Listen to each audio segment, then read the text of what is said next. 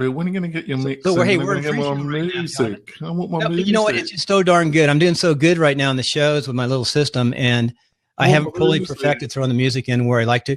Here's one of the problems with Blab. If you throw music in, it doesn't do as well as post-production. Oh, right. So I've been doing post-production for the podcast. I love the music. I could put the music I'm not going to get my music. You know what? Before we start the show, let's start the show. Quiet. Welcome to WP-Tonic, episode 82, and On Timelines, episode 213. Today, Saturday, February 20th, and we're recording at 9 a.m. Pacific time. Jonathan's got a caucus. Jonathan's got a caucus. I do not want to talk about politics. Jonathan's got a caucus. Oh, wait, this isn't Sunday night. It's not the political show. And the caucus is later on today. Yes. Jonathan's got a caucus. Who you caucusing for, Jonathan? See, he won't tell. He's embarrassed to tell who he's voting for. Okay, let's go on to WP-Tonic. And today's guest, let's talk about Bridget Willard. She's from Dana Point, and we're going to talk about design, more design on the web page. We have a couple of different elements. The first element, we're going to talk about Bridget, her design, and what she does. Then we're going to go into her timeline and her success principles, and then finally wrap it up and go to the best part is when we go in and look at different websites and see what works and what doesn't work. We've got the team here. We'll be bringing other folks in and other WordPress experts later on in the second half. Jonathan, this is a good day. It's a good day to caucus. You know, we do have a crazy caucus here in Nevada, and I'm looking forward to it. I'm excited because we caucus next week, my side. I would have never known, Bill. So anyway, anything before we introduce Bridget, what do you have? Any news from the WordPress world? No. Not much, huh? No. Well, I can say one incident. I had a friend, why we should always do a backup. I had a friend call me this morning and said his whole site's down. Oh, dear.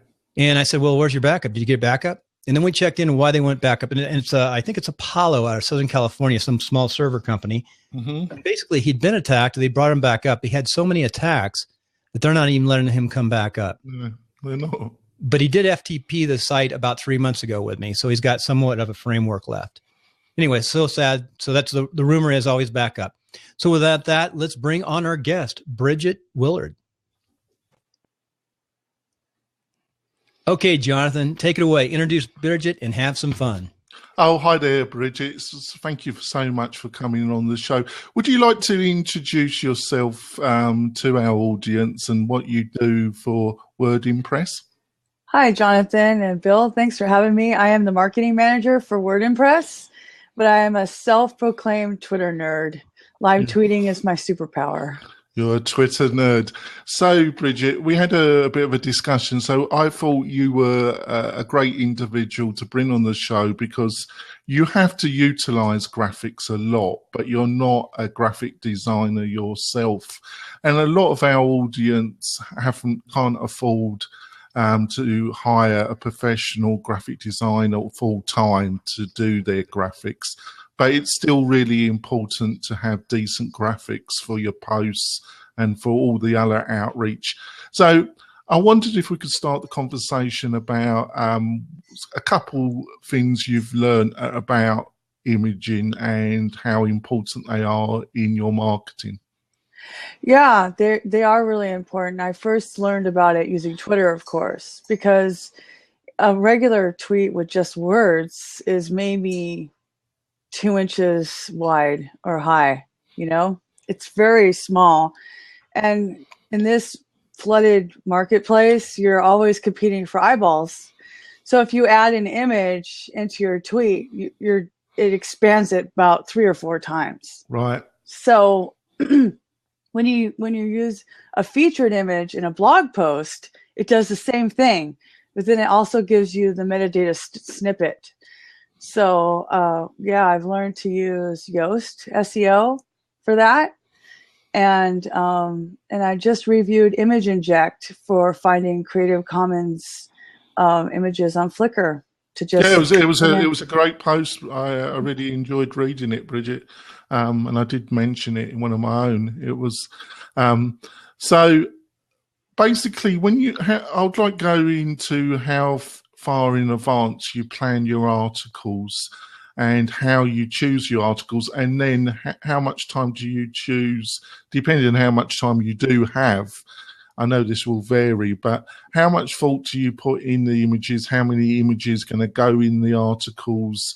And also, what is your process for planning articles? Oh, okay. So for my own blog, BridgetWillard.com, I usually use Canva. Canva.com is a fantastic tool. I like to take my own pictures because then I own the copyright and it's not a problem. But like I said, I just started using Image Inject also, and that's a real time saver because you can find an image right from the dashboard. I usually just use a featured image and that's it. I don't like a lot of images in my blog posts because sometimes it just makes your site speed slow and all that kind of stuff. But for WordPress, Matt Cromwell usually just makes the images because Matt is awesome. He can use programs that I don't even know what they are. Yeah. And we use a lot of screenshots, and lately we've been doing GIFs that show what's happening. So Yes. yeah, so those are great. And so when I'm reviewing a plugin on the Normal People Great Plugin series, there's going to be several screenshots because that's the whole point of that series. So it depends on what the content is.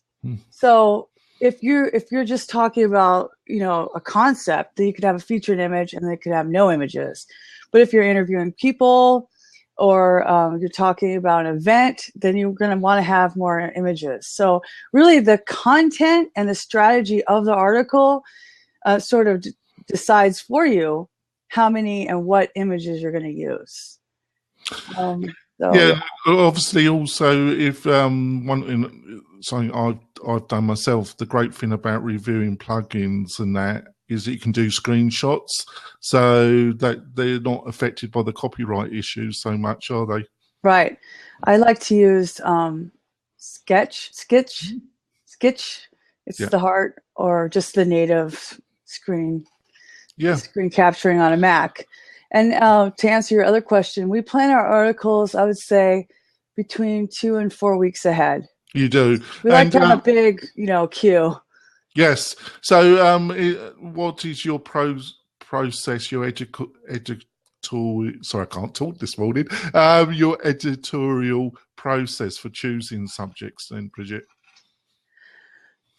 Well, that's still kind of in the works. I mean, it's an evolving process because an editorial calendar is a new thing to me, to be totally honest. Yeah. Before I just blogged when I felt like it, and that was my blog, and I could do whatever I want. Yeah. Now we have 3 to 5 writers. We publish 4 times a week, so you can't just willy-nilly that. That won't work, will it? That's ridiculous. No. So we plan out. We have a few series. We have a series called Shiny New Toys, where Matt Cromwell reviews new plugins in the repository. And then we have the Normal People Great Plugins series, and that's once a month. So we have a weekly series. We have a once a month series. We just brought on Russell Aaron, who's doing a kind of a bi-monthly review of theming your dashboard. So having a series is a great way to almost structure your editorial calendar for you. Yes. So if you know you're having a weekly thing, then you know that somebody's writing something every single week, right? So that really helps fill it out. But then we also give stories, and we try to do at least 2 to 3 a month. Yeah, so I was going to, it's a little bit off topic, but I have to ask you this question. Obviously, the team at WordPress, obviously you've got a great team there, but you are quite well known for the Give plugin. Yes. But obviously that's a separate brand and a separate website. Do you know why that was chosen, to kind of separate the two brands and in that way? I don't know the whole story, but I suspect it's because Give can be on its own. It's just it's a force to be reckoned with, It is a fantastic plugin. Yeah. Yeah. But that's included in our editorial calendar. So Right. between Word and Press and GiveWP.com, we blog 4 times. So which is a fair. So yeah. We all write. All of us write. So that helps when the whole team are writers. Yeah. So I want to ask you about that because fundamentally, you're a small shop.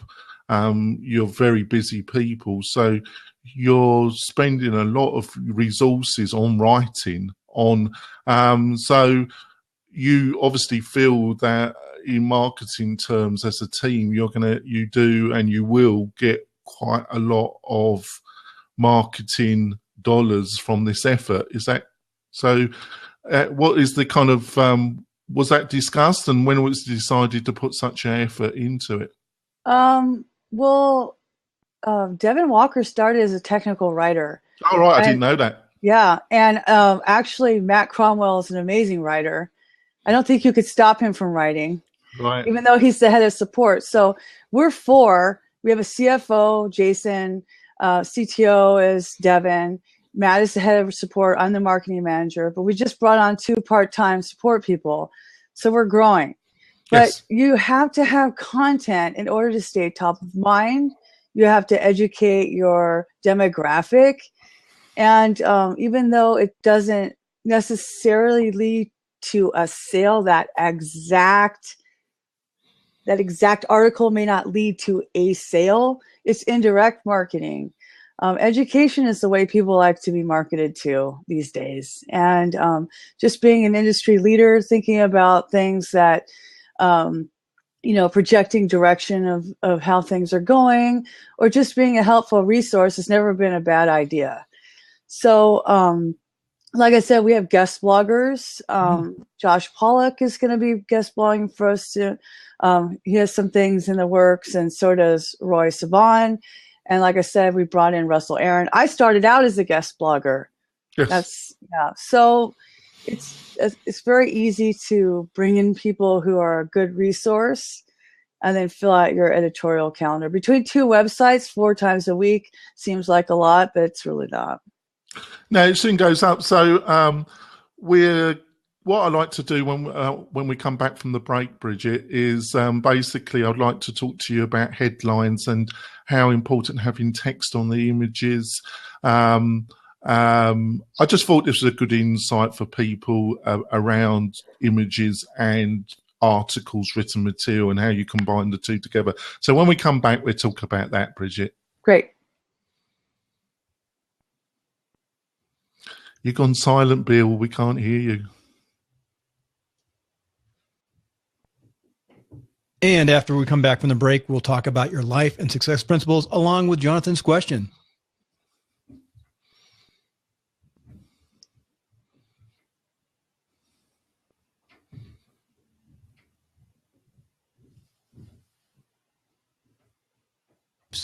Did I record? I record, right? You went silent again, Bill.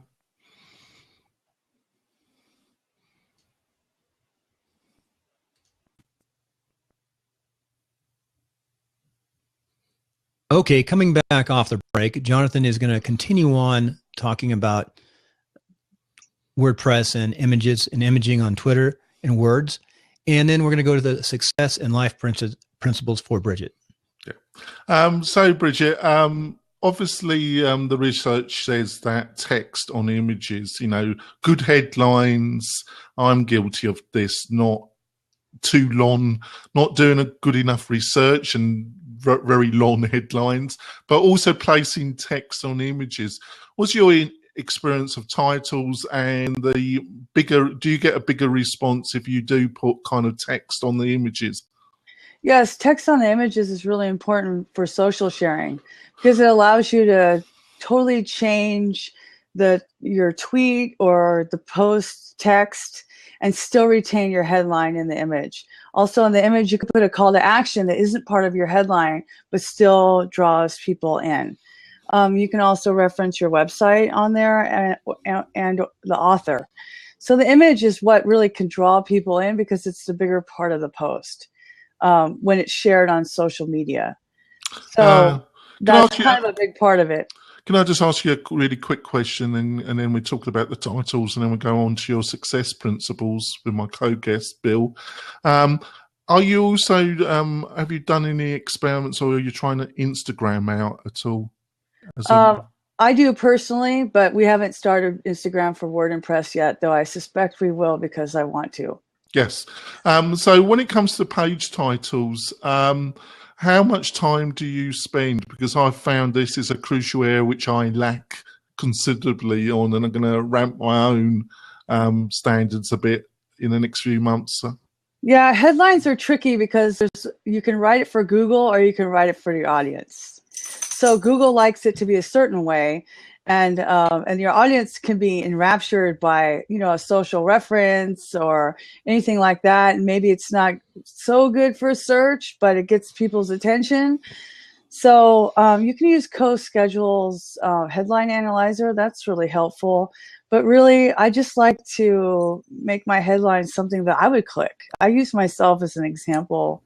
It seems to work, but, you know, sometimes you massage them a little bit. Yeah, do you concentrate? I'm really guilty on length. I'm really trying to concentrate and cut them down a bit. No, you don't find that? I mean, on SEO terms, does it affect your SEO if you go over a certain length, do you think? Well, your keyword should be in the front of it. Yeah. So as long as it's in the front, like image inject, a really super kick-ass plugin would be probably better than making your images virally appealing by using image inject. I mean, it just depends. So it's like, what is it that you want to catch people? And I feel like for the headline and for the copy, we're always struggling to write for humans or Google. Yeah. So we're going to, thanks for that, Bridget. That was great. So we're going to, now I'm going to unleash our life principle coach, Bill Conrad, upon you, Bridget. Well, thank you, Jonathan. That was very nice. You're actually nice. I was going to give you a hard time about running off to caucus with your friends. We have the strangest caucus here in Nevada. They all get in a room, and especially Jonathan's type, and then they fight among themselves, and they get down to one person. Wow. It'll be interesting to see the process. You have to take videos. Take videos today. Jonathan's not excited. This is like a good time. Oops. I'm not responding to any of that, Bill. You could check in Sunday night. We'll follow up Sunday night. Hey, Bridget, this is about you and your life and success principles in your business. I'm going to ask a couple of business questions before we go into your life and success. Social media marketing down in San Diego, really well known, and they're tearing it up. What do you think about the group? I mean, San Diego seems to be one of the hubs of where all of this new media, social media is really coagulating together, and you're pretty close to it. I've never been because it's about the same price as my rent. So I just learned the hard way. I did it myself, and I believe in relationship marketing. And that's why I believe that if you invest in people, they'll invest in you. Right. Guy Kawasaki is going to be down there as a speaker. Nara Smith, Chris Brogan, of course, Michael Hyatt, who I've met Michael Hyatt a few times. I've gone to the National Broadcasters Association. Joe Combe, did I say his name right? Joel Combe. I'm trying to think of the names of some of the people. Pat Flynn, of course, and Cliff Ravencraft, one of the early podcasters. So a lot of top-notch folks are down there. It is expensive, though. And Very I'm expensive. not going either. And it's time. It takes time to go, but it's great to go to these things. It's even better to be a speaker at one. So you're close. Now, your business, I was going to run downstairs. I've got a cup from your company that I got at, I think, WordPress LA. I'm not sure. Nice. So it's nice. You guys support them. So we go into life and success principles. You live in Dana Point. So I love where I live in Reno on the backside of the hills, but the other areas I love the coast. And you live in one of the most gorgeous places in Southern California. I do. I kind of landed here on accident, and I just love it. And it's perfect for me because I have a WordCamp 65 miles south and I have a WordCamp 65 miles north, and then I have Orange County. And they seem to be about 3 months apart. So I'm in WordCamp land. Those are the three absolute best WordCamps, except for Sacramento, of course. Of course. And Las Vegas, Bill. Vegas is good. I miss Vegas. I had a ticket there. I should have gone. I'm so mad I didn't go. So if you went to those 5 and did Western, you really get a lot done. I love WordCamp. I mean, I love the people at WordCamp, and I got to go to Orange County. Orange County must be awesome. It's really good. It's a small, intimate WordCamp, and it's very inexpensive for $40. All you have to do is pay for your travel. All WordCamps are great. And I can stay there. I have a place to stay in Costa Mesa. So Nice. really nice. And Jonathan stay there too. Jonathan has a place. He can stay on the couch with a dog. Oh my God. Actually, Jonathan. his actual sister made him sleep on the couch. She's got the right attitude about guests rather than Bill's attitude, Bridget. That's right. I slept on the couch last time. Okay. So anyway, driving on your success and life principles. First one you said, invest in people and they'll invest in you. What does that mean to you? To me, it's taken me a few years to really understand this. I always believe that you should care about people, and that goes through in your social media marketing. And that's what I mean. If you spend time caring about people, responding to their tweets when they say that they feel sad, telling them to get better and sending them virtual chicken soup when they're sick. If you pour yourself into people, then when you need them, guess what? They're going to be there for you. They're going to be there for you emotionally, financially, professionally. So I feel like if you invest yourself into people, they will return that favor. Yeah, I understand. I feel Jonathan's pain all the time. Yeah, it shows all the time, Bill. It really does. And the next thing, and this fits in right with Dana Point, what you do in your business and lifestyle, like the kind of work you do. Quality of life. What does quality of life mean to you? To me, the quality of life means I can work from home. I can take care of my dogs. My husband's a lot older than I am. I could be here for him, and I can do my work. I could do a great job, and I don't have to spend my life on the freeway. I used to drive 2 hours a day for 14 years. Where did you live when you drove 2 hours a day? I lived here and I worked in Santa Ana for 14 years. Oh, really? What did you do in Santa Ana? I was an office manager at a construction company. Oh, really? Good. Contractor. Mm-hmm. I worked in that construction industry many a year. Yep. So next question is, in quality of life, it's faith. What does faith mean to you? Faith is the substance of things hoped for and the evidence of things unseen. To me, it means that I trust in Jesus, and I believe in being a Christian means having a relationship with him. And it's totally changed my adult life. I'm not that evangelical, but if you ask me questions, I'll answer. Very, very good. So that's a good thing. And you're living, like I said, I love where you live in Dana Point. Carlsbad's one of the places I looked at putting my business and lifestyle. And right now I've got girls in school, but there's someday, maybe I'll live down along the coast again. And because I grew up on the bluffs of Costa Mesa, going to Newport Mesa Unified School Districts. And it's a great place. My dad was born in Huntington Beach in 1925 on 3rd Street and grew up on the beach as a kid. 2,000 people in Huntington Beach. So Southland's kind of a nice place. A lot of people down there, and I sure don't like the traffics. Jonathan can tell you when we were down in WordCamp LA what I thought about the I call it the concrete jungle.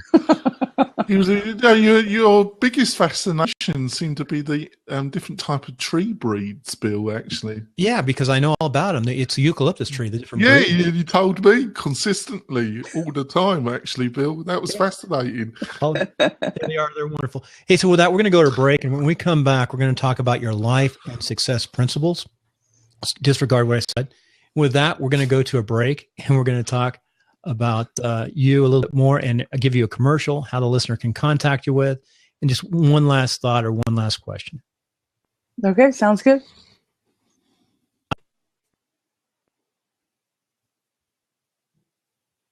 Okay, coming back off the break, we're going to let Bridget do a quick commercial, and also Jonathan's going to make sure we know how to get a hold of her. Yeah, great, Bridget. So how do people get hold of you? And is there anything that's coming up in the next 3 months in the WordPress that you're involved with that you would like to push? You can get a hold of me at bridgetwillard.com, or you too can be Guru, of course, wordandpress.com. WordCamp San Diego is April 23 and 24. The first round of tickets sold out on Tuesday, but there will be another round. So stalk the hashtag and sign up for the website. Oh, yeah. So, Bridget, thanks for that. I might actually try and go myself, and I might even ask Billy here to come But are there a lot of different tree species around there, or even more in San Diego? San Diego's beautiful. Oh, great. So on to the last question before we go on to the YouTube, where we're going to talk about even more about social media. We're going to have a feast and Twitter feast. One final question for the podcast, Bridget. So when it comes to content marketing and online marketing in general, have there been a couple people, resources that have highly influenced you? Yeah, I would say for sure I owe tuition to Copyblogger. I would be remiss if I didn't say that. Gary Vaynerchuk is huge. But more down to earth personally would be Carol Steven at Your Social Media Works and Tess Whitler at tesswhitler.com. Those two are amazing. So they're kind of, nobody knows them, but of course I love them. They're my best friends. But they're really amazing writers, and I've tried to be good like they are. I would also mention Adam Fowd at Blue Steel Solutions. I try, sometimes when I get stuck, I think, what would Carol, Tess, or Adam say? And then I just imagine that I'm them and kind of channel that. Oh, thanks, Bridget. I think that's great advice, and I'll try and find those resources and put them in the show notes. So don't be desperate, people. They will be there. So Bridget, we're going to come to the end of the show, but then we're going to go on. Bridget's been kind to say she'll keep on for another 15, 20 minutes. And we're going to delve more into the social media, Twitter, and we're just going to have a Twitter geek, basically. Bridget, how does that sound? Yeah, sounds great. Everybody dance as I put in the sound at the end, post-production.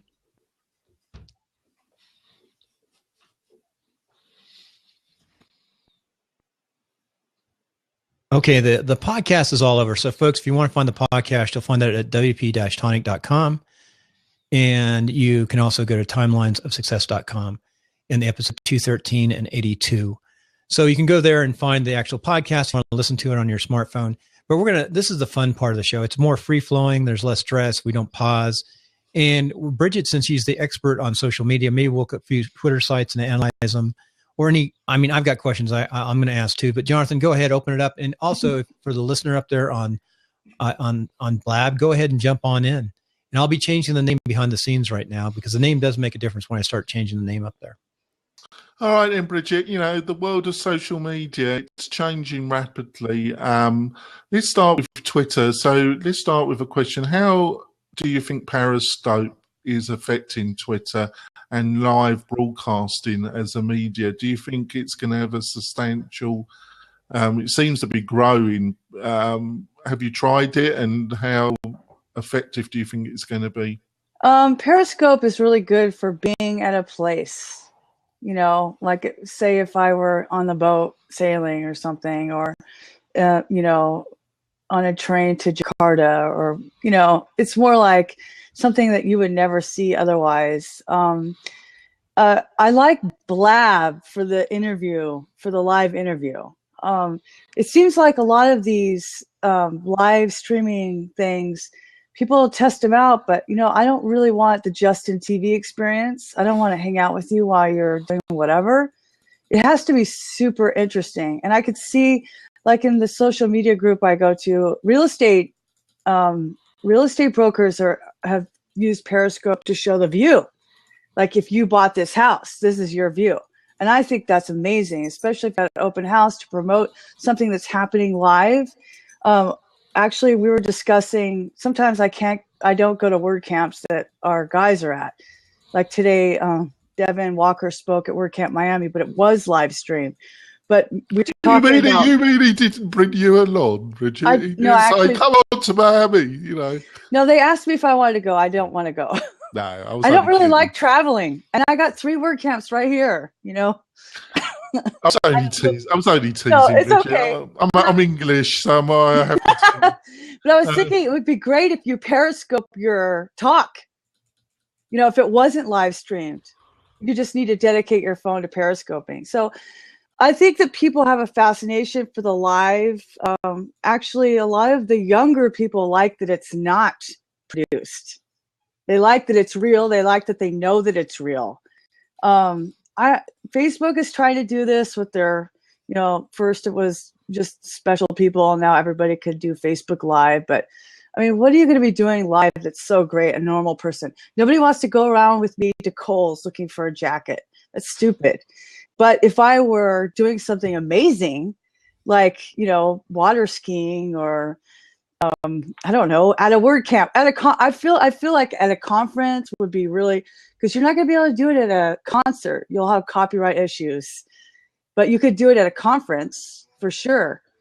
And on a hike or something like that, something beautiful, something, really like grabbing. Actually, I will say, not that long ago, one of my friends decided to just talk. She just wanted to talk about the fact that her dad died. And for her, it was like a healing thing. And the rest of us were just like writing comments and doing hearts. And I don't know. It was really an interesting use of Periscope. I never would have done that before. So that's great, Bridget. John Locke, our one of our panelists, has joined us as well. How are you doing, John? Doing good. You're looking very hoodie. Yeah, it's been a busy morning. I haven't gotten as far as taking a shower, so. Oh, it's a good chance we can't smell it, isn't it? John, you're making money if you're looking that guy. You're working hard. Yeah, that's right, man. So we're going to ask Bridget some more social media, and you want to come in, John, and then we're going to get on with some reviews. How does that sound, John? Sounds great. So Bridget, Twitter, you are the Twitter nerd. So I've built up a Twitter following, but I kind of just use it as a broadcasting medium. Yeah. So you use the scheduler, obviously you're writing these articles, you're supervising the marketing outreach for a busy company. So you use the scheduler, but how do you get that balance between using a scheduler and being authentic and responding when it's necessary? Can you give some insights about how you deal with these contradictions slightly? We don't really schedule that much. We use Revival Post, and we have that sending out older posts. But I'm really anti-automation. Instead, I rely on my lists. I have a list of WordPressers. I have a list of our team. I have a list of people in San Diego. I have a list of people that are of restaurants, because a lot of our plugins are great for restaurants. And then I just go on Hootsuite. I look at those tweets, and actually, a lot of times I spend more time reading than responding. All right. And, how are you going to know your audience if you don't see what they're saying?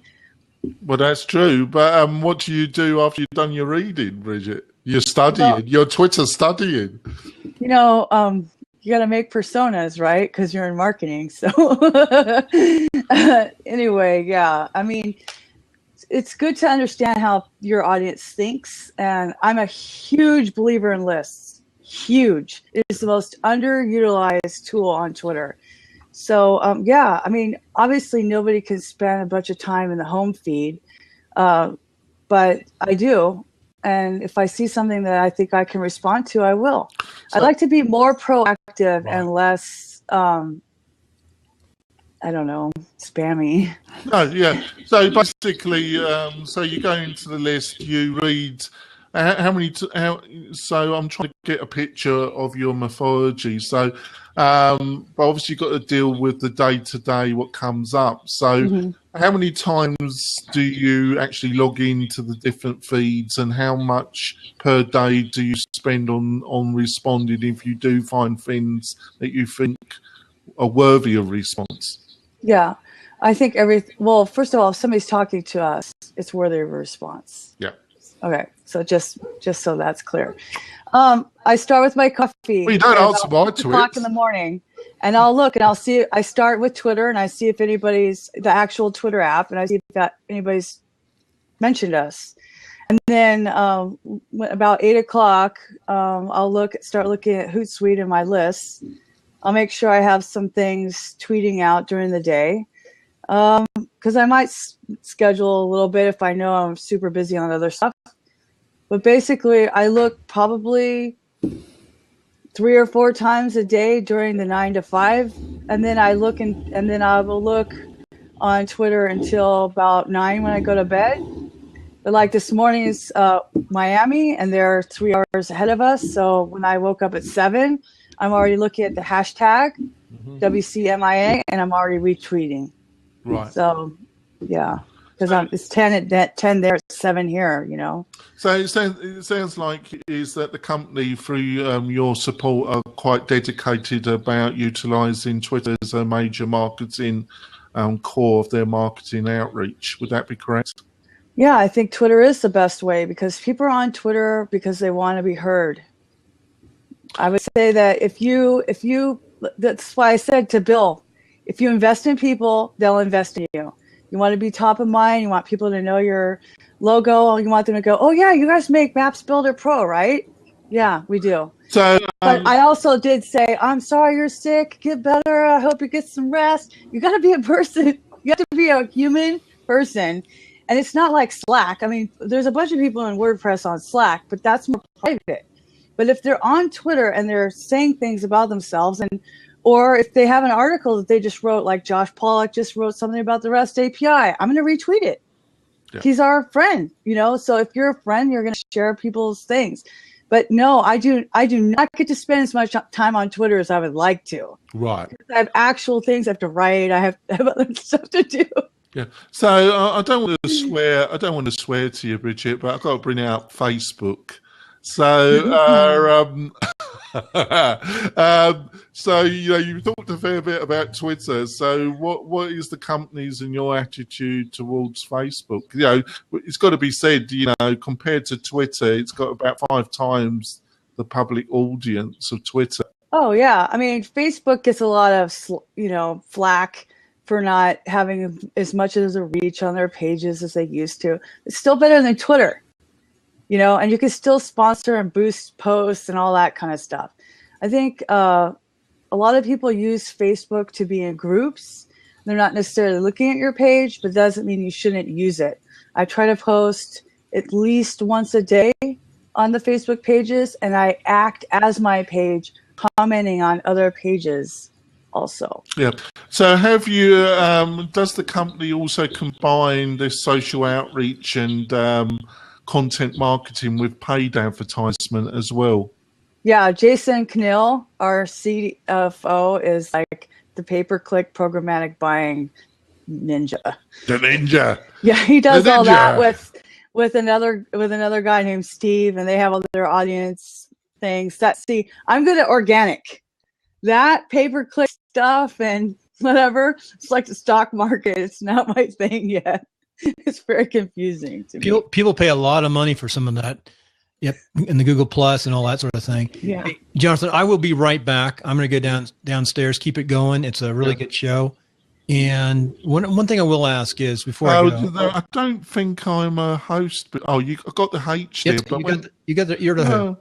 But when old John tried to come in, I couldn't let him in. Yeah, you know what? It was just a Blab. They're updating Blab right now. Don't worry about it. They're going through. They're supposed to have a little clip up here, which allows me to put a 30-second clip of Blab onto Twitter, which was on yesterday and working great. But it's back down today. You know, I'm doing that $5 course, and I'm really up on this. I mean, I'm talking to Sean and trying to talk to Sean. I talked to Sean briefly yesterday, so to get the information. Bridget, I want to ask some stuff about Blab and social media. Okay. On Blab and social media, what do you see the tying in together? You talked a little bit about the interviews, which I think are really good. I'm one of the few podcasters who's really embraced Blab because most of the podcasters the old timers really do not embrace Blab. Yeah. I make it work with sound. I've got some tricks, but for example, Jonathan, we're getting a little bit of reverb right now. So if we're doing for the podcast, I just say pause and let's figure out what's going on. Usually that comes from somebody opening up other browsers and they've got a link in the backside to a Blab. You get the reverb. But what I want to ask you about, what do you see you've been on 153 days. Let's talk about Blab. What do you see about Blab? How to use Blab with Twitter best and how to make it really take off? Because you talked about lists, and one thing I didn't do, I did tweet out the list for this show today. I just sent out a quick email because people forget. So if you send something out right away or you can tweet it out, you know, a lot of times people will come up. I know John is really good on Twitter if I send up a link on Twitter, which I haven't done yet today. That's why it needs like 3 people doing what we're doing. John running the show. But just talk about Blab a little bit, how we can better use Blab, ideas about Blab, things of that nature. Well, I'm a co-host with Jason Tucker on WP Blab, which is a sister show of Water Cooler, WP Water Cooler.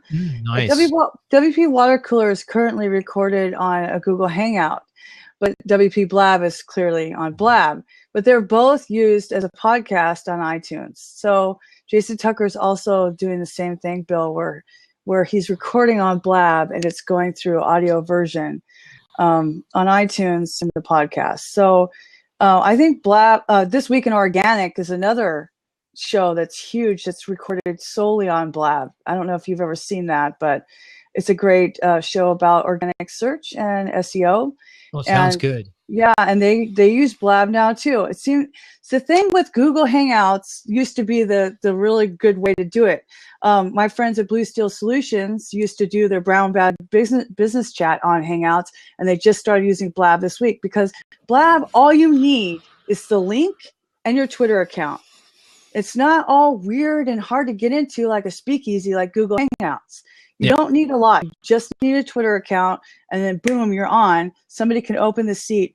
And I was talking to Glenn at WordCamp LA last September, and I was asking him because he's using Blab a lot too. I go, what do you like better about Blab versus Google Hangouts? And he liked the democracy of the 4-up pictures as opposed to the one main person that's talking with the little minions on the bottom. And visually, that's what it communicates. That everybody is kind of on the same level. And I really like it on the replay. It performs well on YouTube. Oh, yeah, great. It's so easy.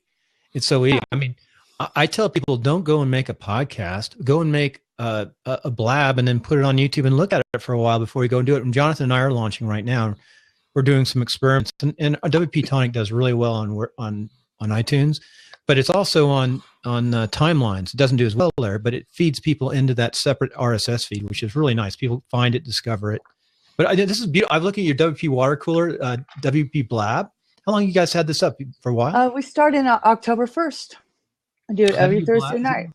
You get occasionally an English guy joins you. But it's been missing. Yeah, Jonathan Tucker's been on our show quite a few times. He calls us Uncle Tucker and Auntie Bridget.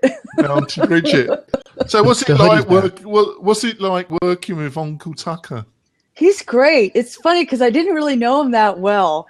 But see, here's your integration back into Twitter, Bill. When Jason Tucker was thinking about starting WP Blab or a show on Blab, he asked his wife, "Hey Jim, who should I ask?" And she's like, "Bridget Willard. She's all over the place." Yeah, so nice, I'm good. like this nobody person that's now a co-host of a WordPress show because I'm just out there on Twitter. See, so then when he's like, "What should we call?" I'm like, "Clearly WP Blab," and that's what we called it, right? So it was kind of an experiment on my side. I thought for sure he's going to be looking for another co-host, but here we are. We keep doing it. We've been doing it since October 1st. I feel like Blab is just really accessible. It's just not that hard to use. The biggest problem, I will say this. You have to be hardwired in. You cannot be on Wi-Fi. I'm on Wi-Fi right now. What? I'm on Wi-Fi right now. And well, the you have some awesome Wi-Fi because I'm like, my husband cannot watch Netflix. I turn the Wi-Fi off on my phone. I have my LAN cord, and that's it. Are you using AT&T? No, Cox. Oh, Cox. They should provide you. No, I'm surprised the Uber master of Blab is on wireless. Yeah, because I'm wired in like you, Rich. But because when the guests come in and you watch the replay, it looks like a bad kung fu movie. You want to fight? Fight me.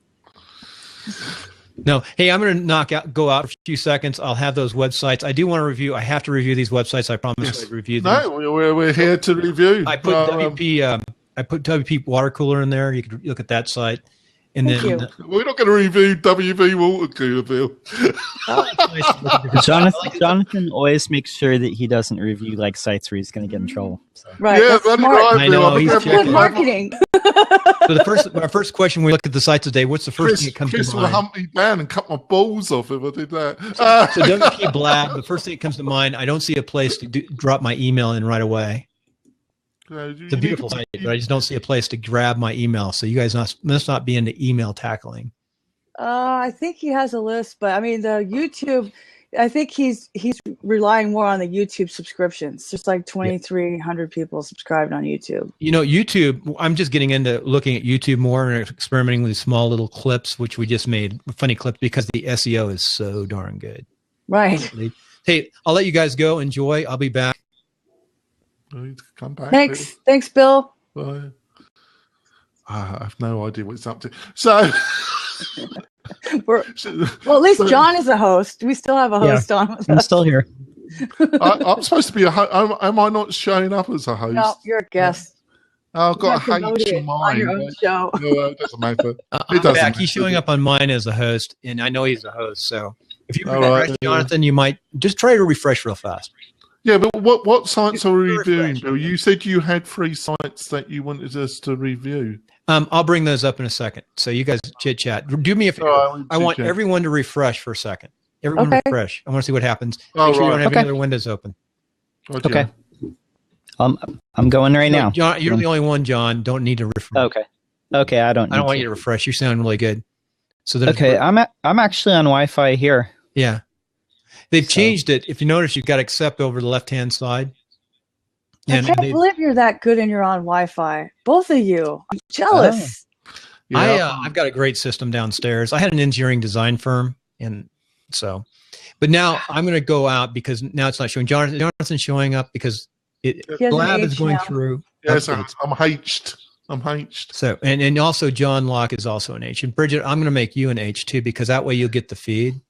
You get an H and you get an H. You're all getting an H. You know what? I realized you guys aren't Blab certified. No, I'm not certified like you, Bill. Blab certified. You know, I have a course on Blab certification. Yeah, like I say, I'm not certified like you, Bill. The little check mark means you're just Blab certified. The little lightning bolt like I have means you're Blabcast certified. How does it? I'm feeling sad for you guys. You know, we've taken away certifications from people. I don't know if we're going to give Jonathan one. Yeah. I'll be back. I'm not sure if I'm certified. I shall return. There you are, Bill. Off you go.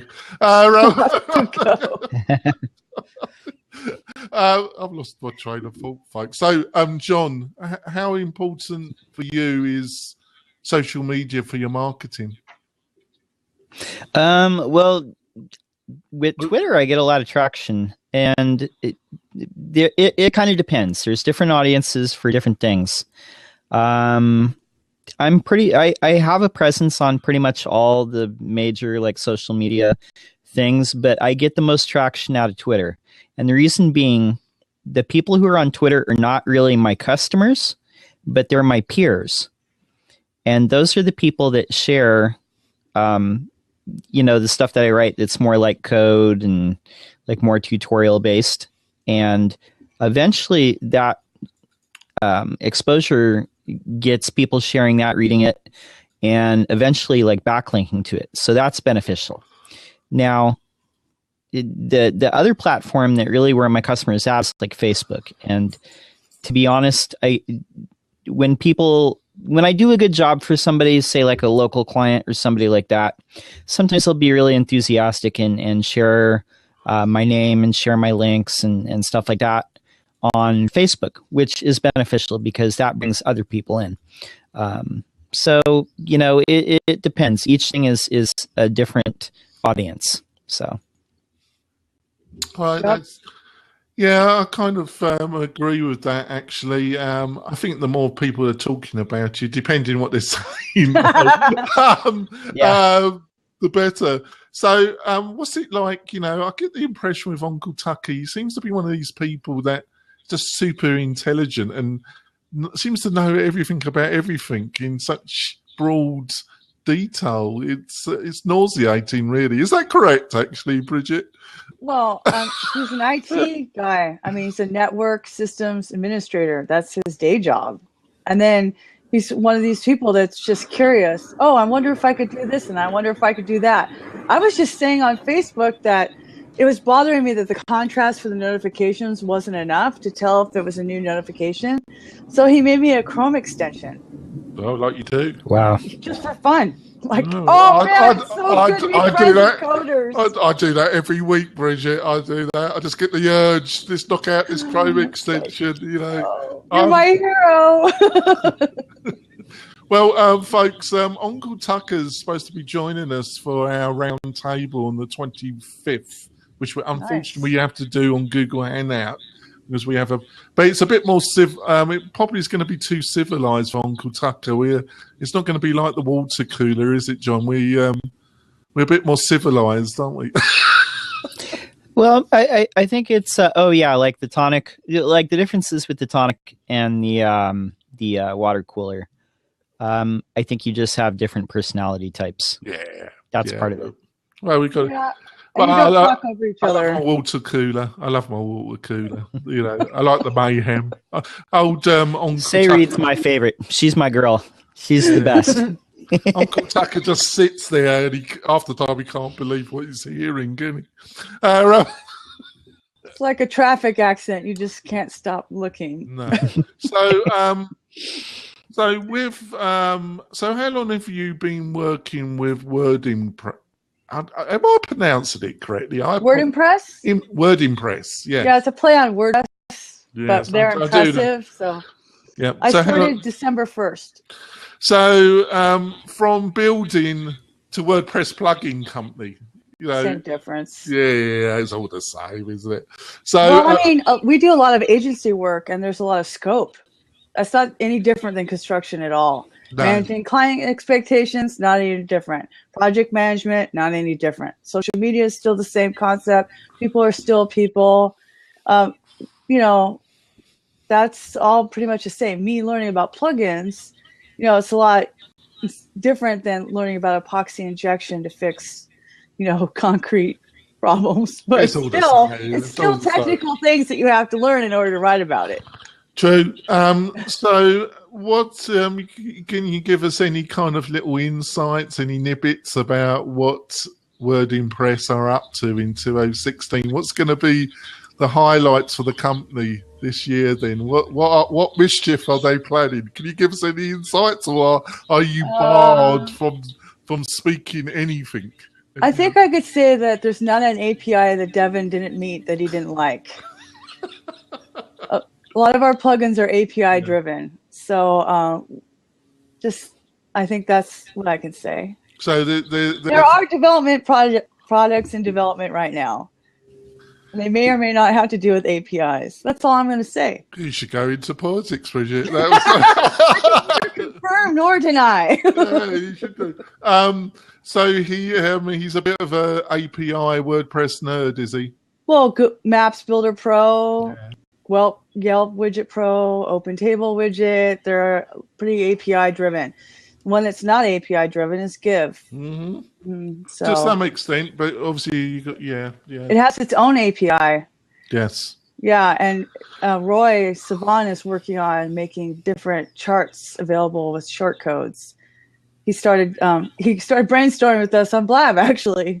Yeah, it's very exciting. So that was already public, so I could say that. So one of the things that occurred to me about the two companies, or the Give and is that WordImpress, your business model is you buy the plugin, where with Give the core plugin is free, and then you have these add-on plugins. Which it's a freemium model. Most of them are. The core of it is free, and there's add-ons.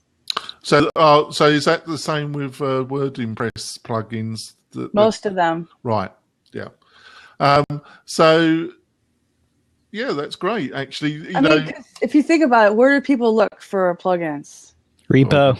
The repo. So you have to be free if you want the free marketing. Yes.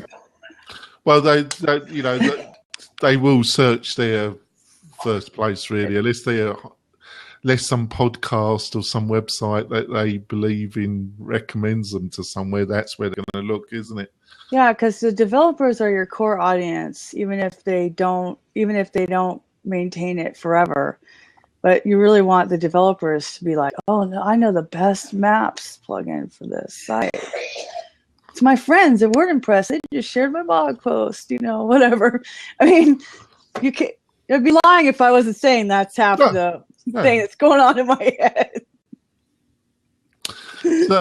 So how did you? What led you into WordPress then? Because what led you to your introduction in WordPress, and how did you get involved in it then, Bridget? Well, I started using WordPress.com to blog back in 2007 after I heard it on Leo Laporte, the tech guy. The tech guy, Leo Laporte. I think it was on Mac Break Weekly, Twitter and WordPress.com. I both heard from him, and they both changed my life. You always were a bit of a techie, weren't you? You were listening to the techie podcasts, weren't you? Yeah, I mean, we were a Mac shop, and so I just thought, well, I'll just listen to Mac Break Weekly. So I listened to that for a long time. And then I started using Twitter and WordPress.com. I went to my first WordCamp in 2013 just to meet a friend who was coming from New Jersey. Like $40, why not? And I don't know what. The whole first WordCamp, all I heard is your site's going to crash. Just made me even more afraid to be on self-hosted. So the whole theme was your site's going to crash. Dun, dun, dun. Now I know better. But so I go to San Diego. You need a good maintenance support company, don't you? What's that? He's trying to plug. No, WP-Tonic.com. WP-Tonic.com. Yeah, I couldn't get it was an alcoholic company or something that was.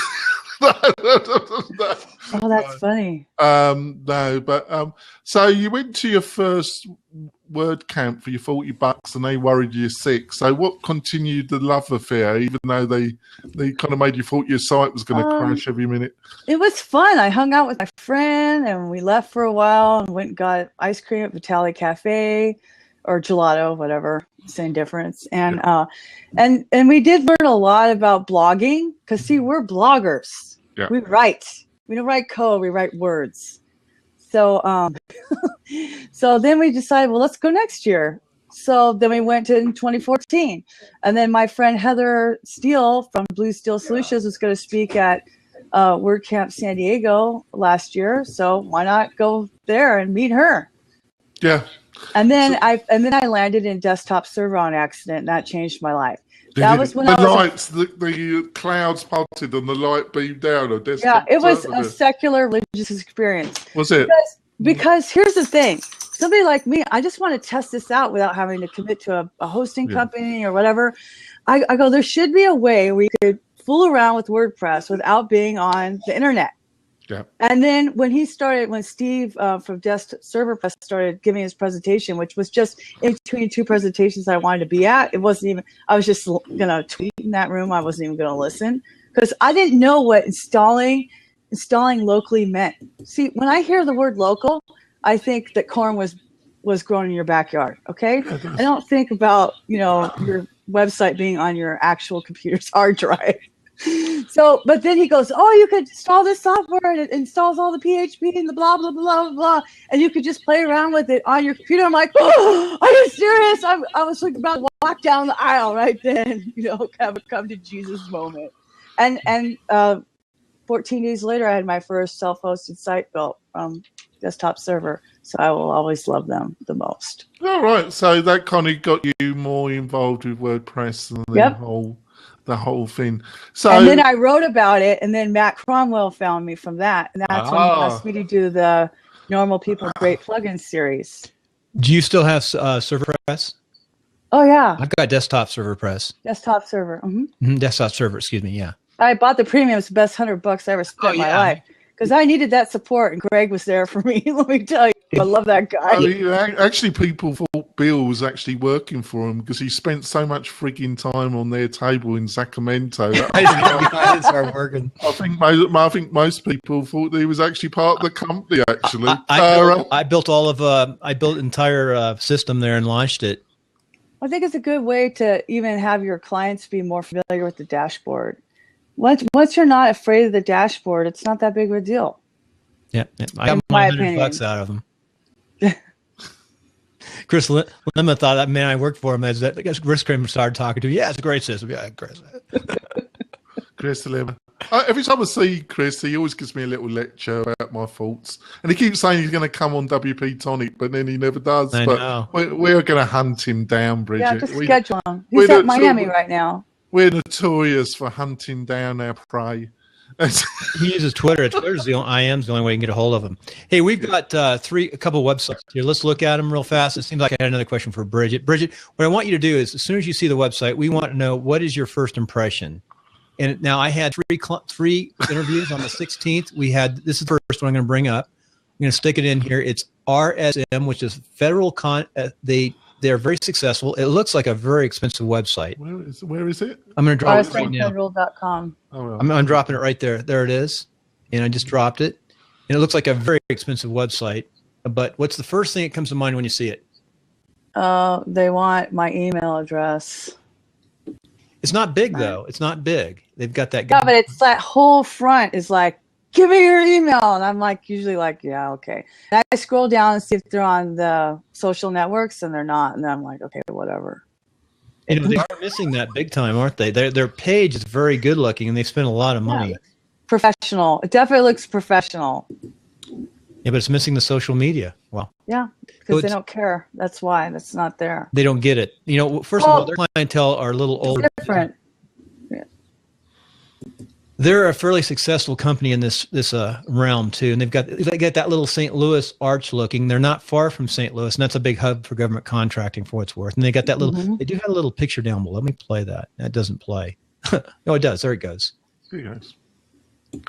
And they've got they spend a lot of money on video. Yeah. So it's RSM Federal, and they got articles, they got testimonials, speakers bureau. They speak a lot. Well, they go around and speak to people. You get to speak. That video should have been above the fold on the front page. Yep.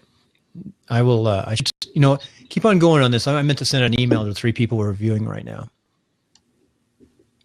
What do you reckon, John?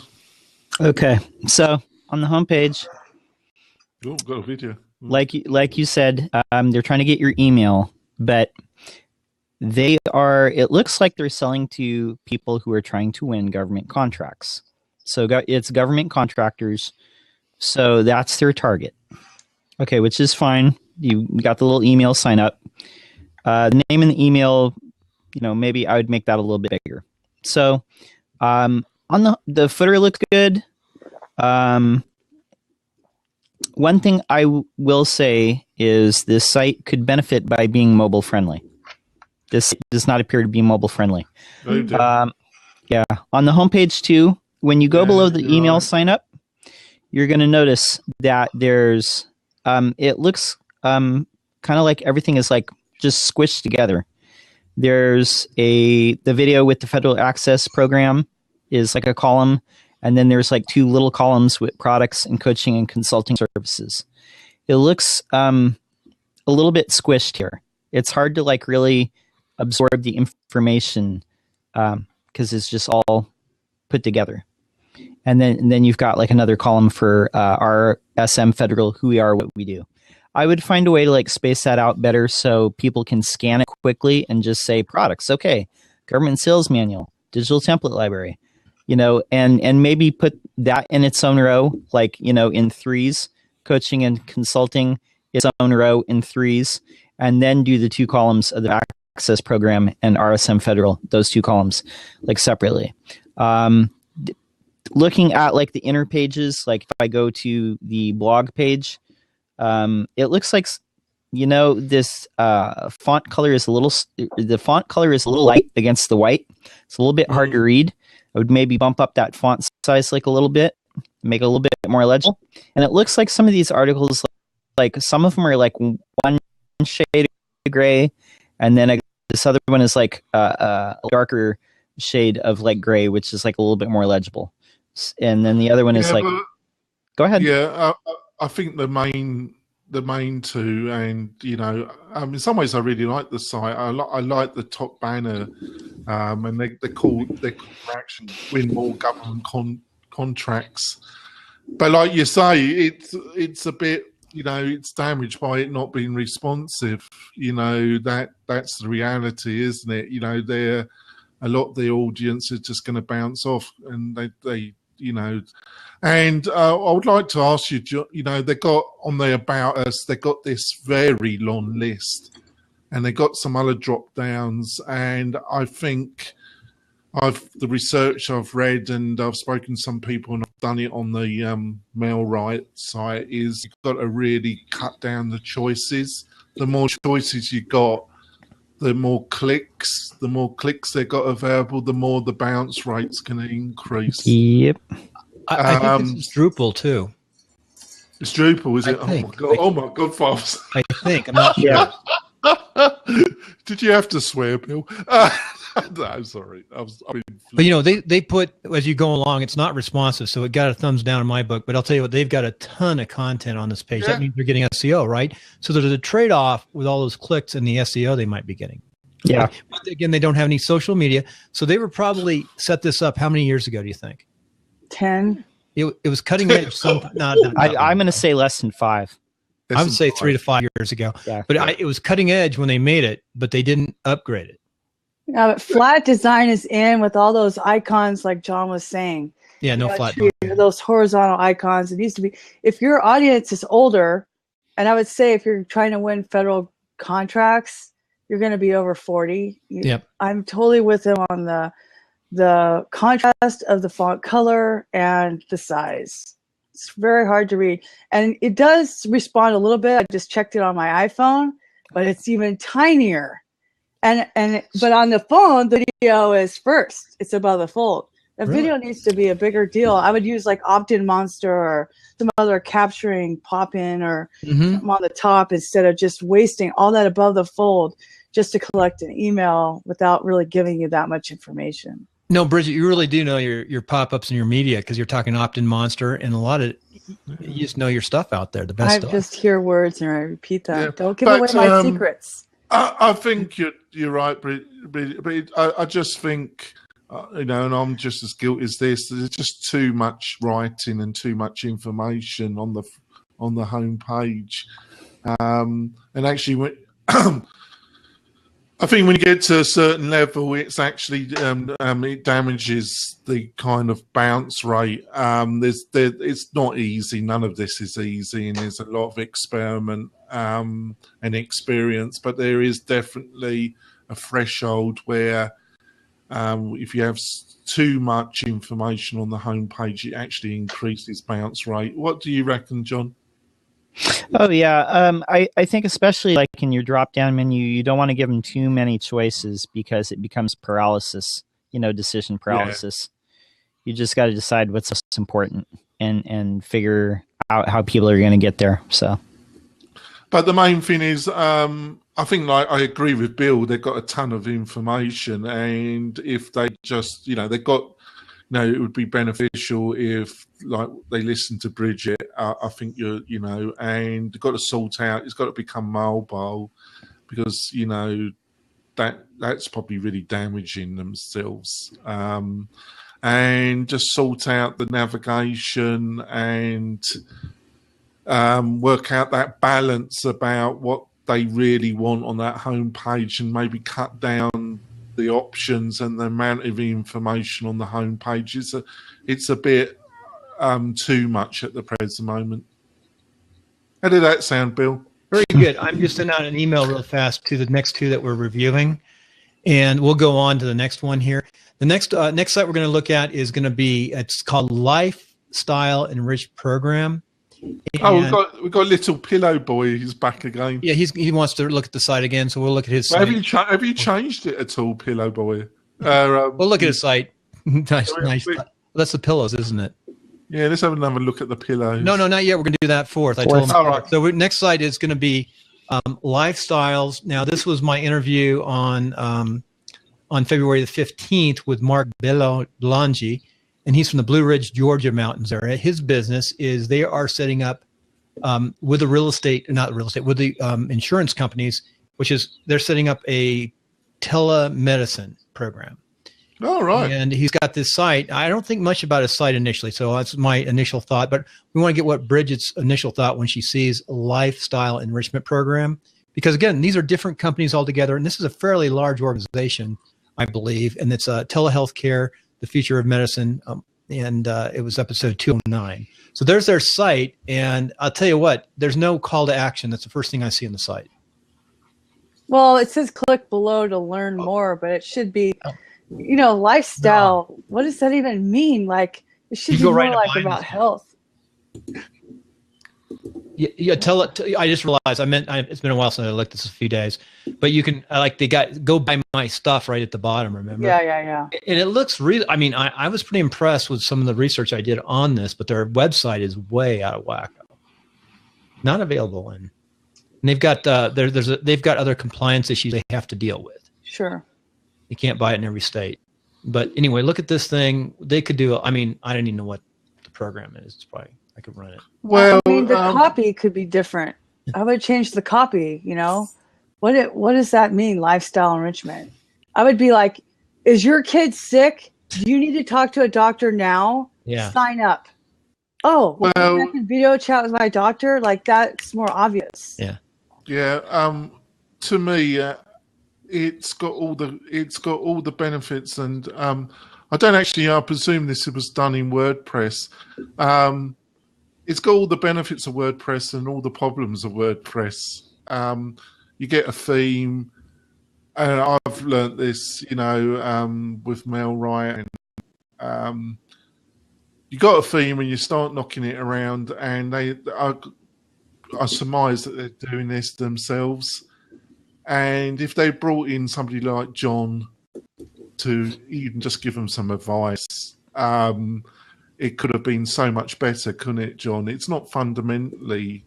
It just needs somebody that knows what they're really doing to kind of clean it up a bit. What do you reckon, John? Okay, so the biggest thing, like Bridget said, you got to lead with the pain. You gotta. If somebody lands on this, you have to hook them in with, like, is this speaking to me? All it says is lifestyle enrich program. That means nothing to me. Yeah. And like she said, if you said, like, hey, are you having problems getting insurance or whatever? Have you been turned down or whatever? You know, something like that. That it's like, yeah, that's me. So the logo's fine. The stock photos are just kind of generic. The copy here, I would not make this like the full width of the screen because it's like hard to read. Like that line length is just it's too long. You're not going to read it, are you? Well, it's just they've proven this that, like, for every like line of text, if you have to scan from one side of the page all the way to the other, there's like a point where it gets really hard to read. You want to make it like easy to read, so either put it in 2 columns or just like 1 column in the center, but like make the, how far your eye has to travel like a little bit better. I actually, when I first, and it's my perspective, when I first landed on this, John and Bridget, I thought it was a dentist website. It could be. Look at the guy in the middle. He looks like a dentist. That's what I thought. I thought we were looking at a dentist website. You have no idea what it is. That's what was my initial impression. It was a dentist website. A quick timeout. We're having a blab. We're having a blabism right now. Timeout. I'm going to show you something. It's back up. Look at that. Share the last 30s. This is so important. I'm interrupting. Can everybody see to the left side? Yep. Yeah. This is brand new in Blab. It was presented yesterday. I tested it yesterday live on the town hall meeting. And if everyone go and click that and put a little note, and what it's going to do, it's going to give up to 30 seconds of us live going on to Twitter. Oh, right. It's brand new, just being introduced. That's why they're going back and forth today. Also, look how good our video is today. They are really tweaking out some great things. Yeah. So we'll go back to our WordPress review. I just want everybody to tweet that out. I did. Yeah. It'll give you that little, they should give you a little stuff. Now I'm getting a little bit of echo. I don't know who's echoing. It's not me, but I hear it.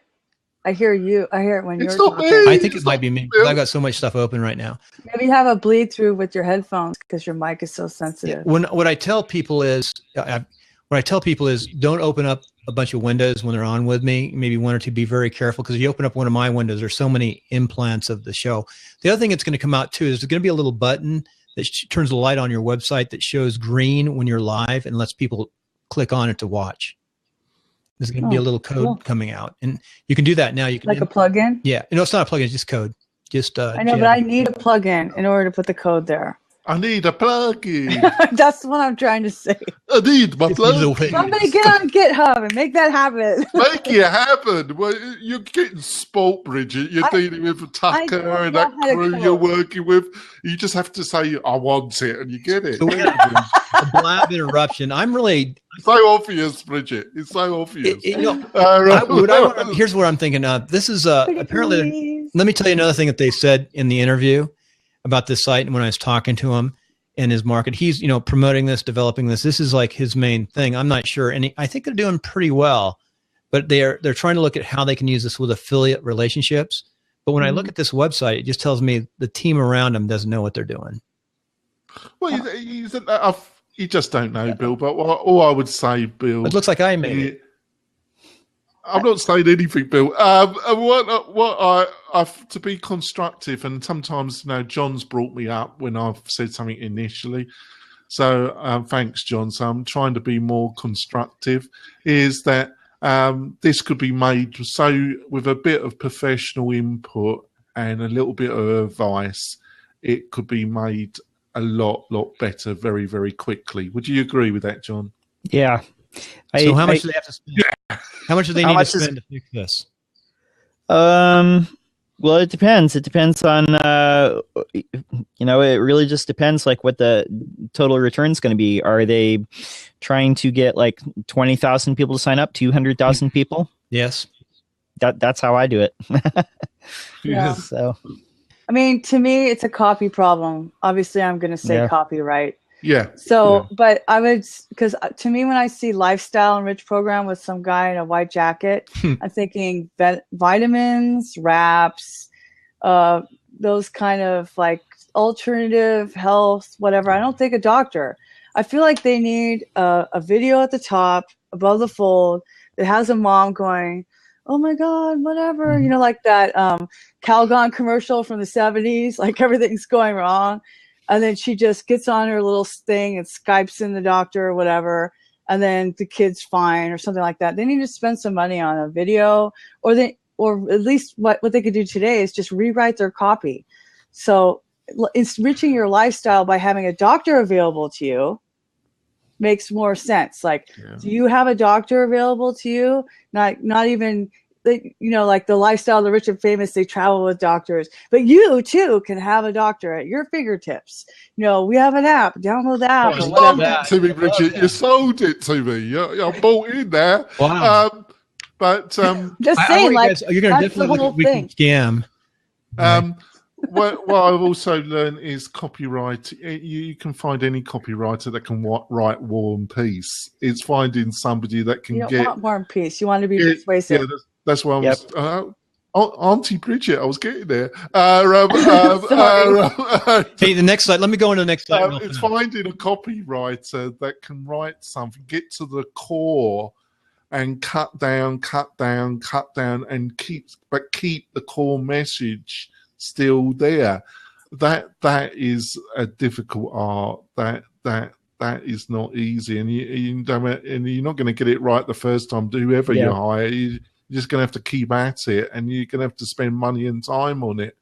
And so many people just throw on copy, or they get some junior to knock it out, and they just throw it up, and it's just not really doing you any favors, folks. You can explain it on a secondary page, but the landing page needs to be like, you got to get inside people's brains. I mean, that's there you go.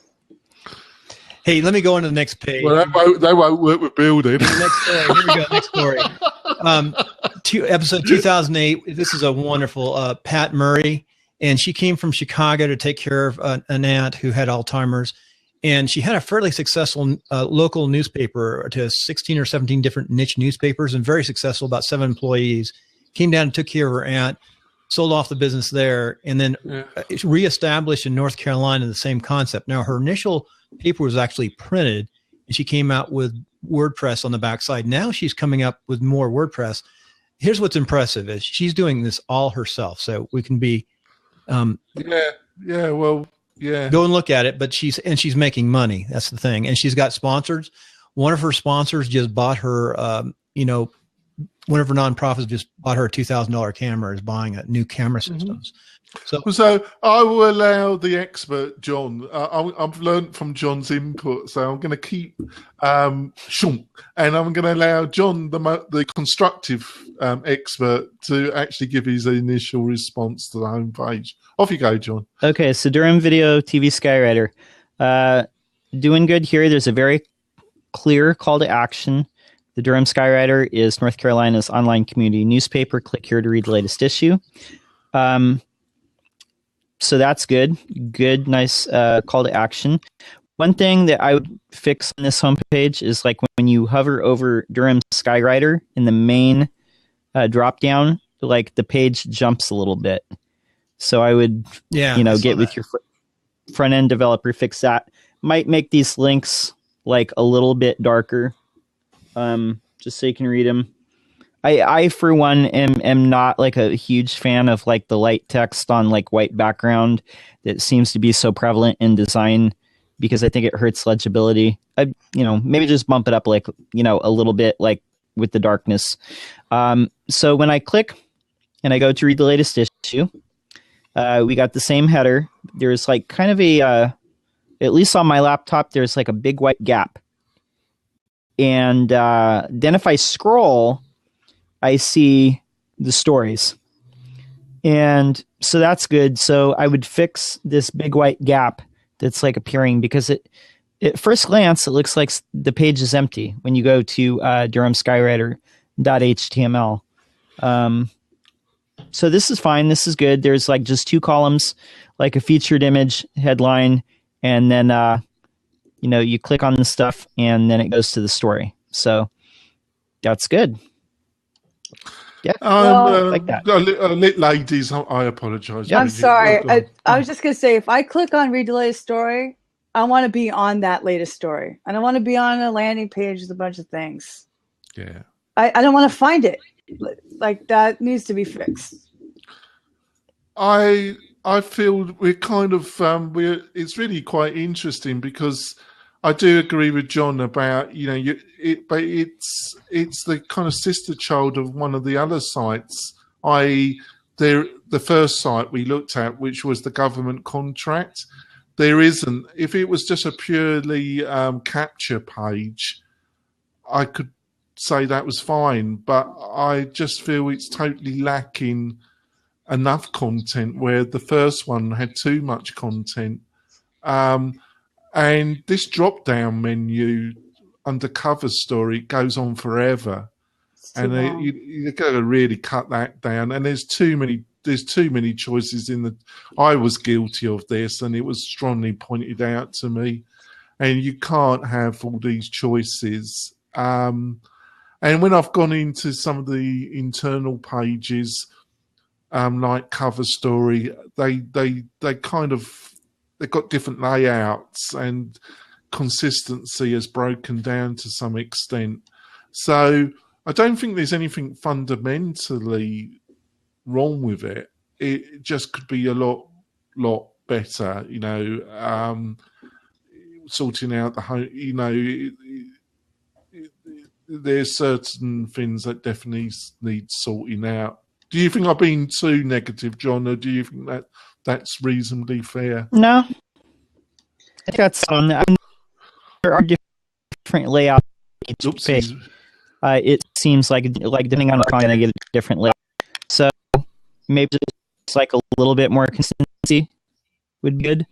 So yeah, it's just it's somebody that who obviously is been in media, but they're obviously trying to do it all themselves, and it's not benefit. If they are sometimes you got to do that, Bill, because you just haven't got the money. But if you're saying that she's actually making money, I think it's time to bring in some people and sort out some of these weaknesses, Bill. I think it's, she's definitely not making a ton of money. She's got the house down there, and she comes from more traditional print media, and she still believes in media. Yeah, I do. I don't disparage print media at all. We talked about newspapers. So the big newspapers are done; they're shot. But the niche media, because what she does is they'll do a neighborhood or an area and they'll get advertisements from that area. Can I respond to that, Bill? I actually think the big newspapers like the New York Times, the Los Angeles, the really big, the Boston Times, I think they're going to survive. And I agree, the smaller papers, it's the middle ones. It's the middle regional papers. They're just being decimated. Look at what happened to the leading regional paper in Colorado. That got hammered, no longer exists. So I think it's those medium ones that are being squeezed out. So, but I think the top brands will survive, and the local, the super local will survive, Bill. I think, well, Time Magazine is no more. They've gone to all digital now. I just found that out. Yeah. That's not a newspaper, but that's one of the big guys. So, so what did you reckon, Bridget? Do you think I was being fair what I said about that? No, I mean, it's fine if it's like they made a landing page for the homepage. But if you're going to do that and the call to action is to read the latest story, when you click that button, it should go to the latest story. And John was right. There's that big white space, but it looks like the homepage, it's asking for an image. And it would be better to have an image in there than to have white space, because it looks like a mistake. And I just found this resource the other day called splash.com, high res, free for whatever you want to use it for, photography. And they will email you 10 images every single week, and you can use any of those. So I would just find anything on unsplash.com and put it there. It's better than white space. White space looks like a mistake. Yeah, it looks like semi-unfinished to some extent, doesn't it? And it probably is, and she's working hard on it. And I had to go through another review process. I mean, maybe that theme isn't the right one for her. Yeah, I had to go. It's a Weebly site. Yeah. It's a Weebly site. It's a Weebly. It is Weebly. It's Weebly. That's not Weebly. I remember that's Weebly. Well, it's a really cute logo. I think it should be something great. That's an awesome logo. I think it's a work in progress, and I think it's a good start. I just think it needs just kind of because a newspaper kind of has a semi-consistent layout. So maybe the same thing, just semi-consistent layout. And she needs to come to the light, doesn't she, John? She needs to give up the Weebly and come to Let me lay hands on you. Lay the hands on us. Hallelujah. Let us see the light. Be delivered.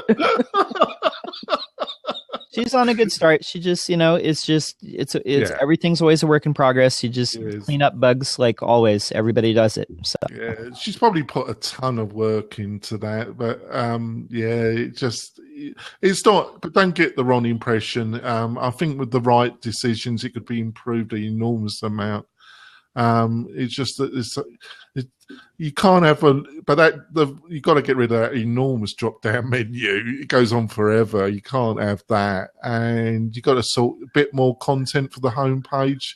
So, like I say, to me it was the total opposite of the first site where you had too much copy, too much going on. This is, to me, it's only my personal thing, John. It hasn't got enough as a kind of classical homepage, but. Yeah, I think maybe just even, instead of doing a call to action, just on the homepage, just have the first issue. There you go. Yeah. So the featured story. Yeah. One less click. Come on, folks. You got a group of experts here. Well, John and Bridget is. I'm not too. I like this John guy. I agree with almost everything he says. This is great. Well, thank you, Bridget. Like you too. I'm running the show behind the scenes. I'm trying to catch most of it because I know it's excellent content. I get to review when I edit the podcast. I really do learn a lot. I listen in detail. But when I'm running the backside, sometimes I get busy. I'm breaking my rules right now. I've got a Firefox open, and Weekly Scam has joined us. And before we review Weekly Scam, before we review a Weekly Scam site, so you can pound it because it's just up. I made it in one evening, and it's a new test. And I just want to talk about it and what we can do to really bring it to the next level. Because I am going to have the $5 Blab course. It's called You Blabcast. So I want you to look at two sites. But first, we need to look at Pillow Boy. Oh yes, pillow Drop- boy. We can call him. It's E-Boy, Mr. Wonderful. I remember doing this. Mr. Wonderful. He had the artistic pillows. Yeah, we love your pillows. Where's the link? Something. Yeah, the pillows are great. Where's the link, Bill? Put the link. Yeah, give me the link. Give me the link. Drop the link in if you're still listening. Sorry, I missed the review. He missed the audio was bad. Like the first time that we did it, he couldn't hear us. Then yeah, go ahead. Yeah, Come on, E-Boy, give us the link. Come on, E-Boy, drop your link. E-Boy, Drop it like it's hot. drop it. Is it hot, E-Boy? I like do something I can't do, and that's called copyright. I'm trying. I'm learning slowly but surely. Go on, John. Did you drop it? Come on. Yeah, it's here. Yeah, It's here. he put it there. There it is. Okay, Drop it. so- Look at it. Ooh. Okay, so we got Ooh, the. she's got her interest, Pillow Boy. Yeah. So I like it. Wait, Bridget's our guest. First impression. Sorry. I'm go sorry. ahead. I really like it. This is like billions of times better than Etsy or something like that. I'm drawn. I'm mesmerized. I want to keep looking at it. I want that cupcake pillow. Like, this is so awesome. It's beautiful. It's clean. It's easy to navigate. I want to keep scrolling. And there's Twitter and Instagram on the bottom. Yeah. I can't find anything I don't like. Oh, God, she's getting excited, folks. I I want one of those. blew my eardrums out there. She's into her pillows, obviously. You're on Two thumbs up. boy. You're on to a winner, you boy. Sorry. I've been flippant there. Sorry. No. So, Yeah, we I'm don't sure a want you- technical no, if you person keep would on have talking, one. you won't make it to the caucus. We I've got to be off in a We got to minute. look at one more site. They can look at. I do want to look at this last site though. He does. You have to run. You guys would be there by 11, or they're going to shut the doors. Yeah. No, between 11 and 12, actually. Oh, 12. You got to get in. Okay, 11's they open the doors, and I've 12 got to they be shut off. them. I've got to be lock off you in a couple of minutes. Okay, so let's wrap Can this. can I say something because I've got to be off? Oh yeah, John? go ahead. I'm going to put my site too. Actually, Pillabo, I can actually remember your site, and you've actually worked on this a bit more. Mhm. I can see that you've worked on this a bit more, and you've really cleaned it up.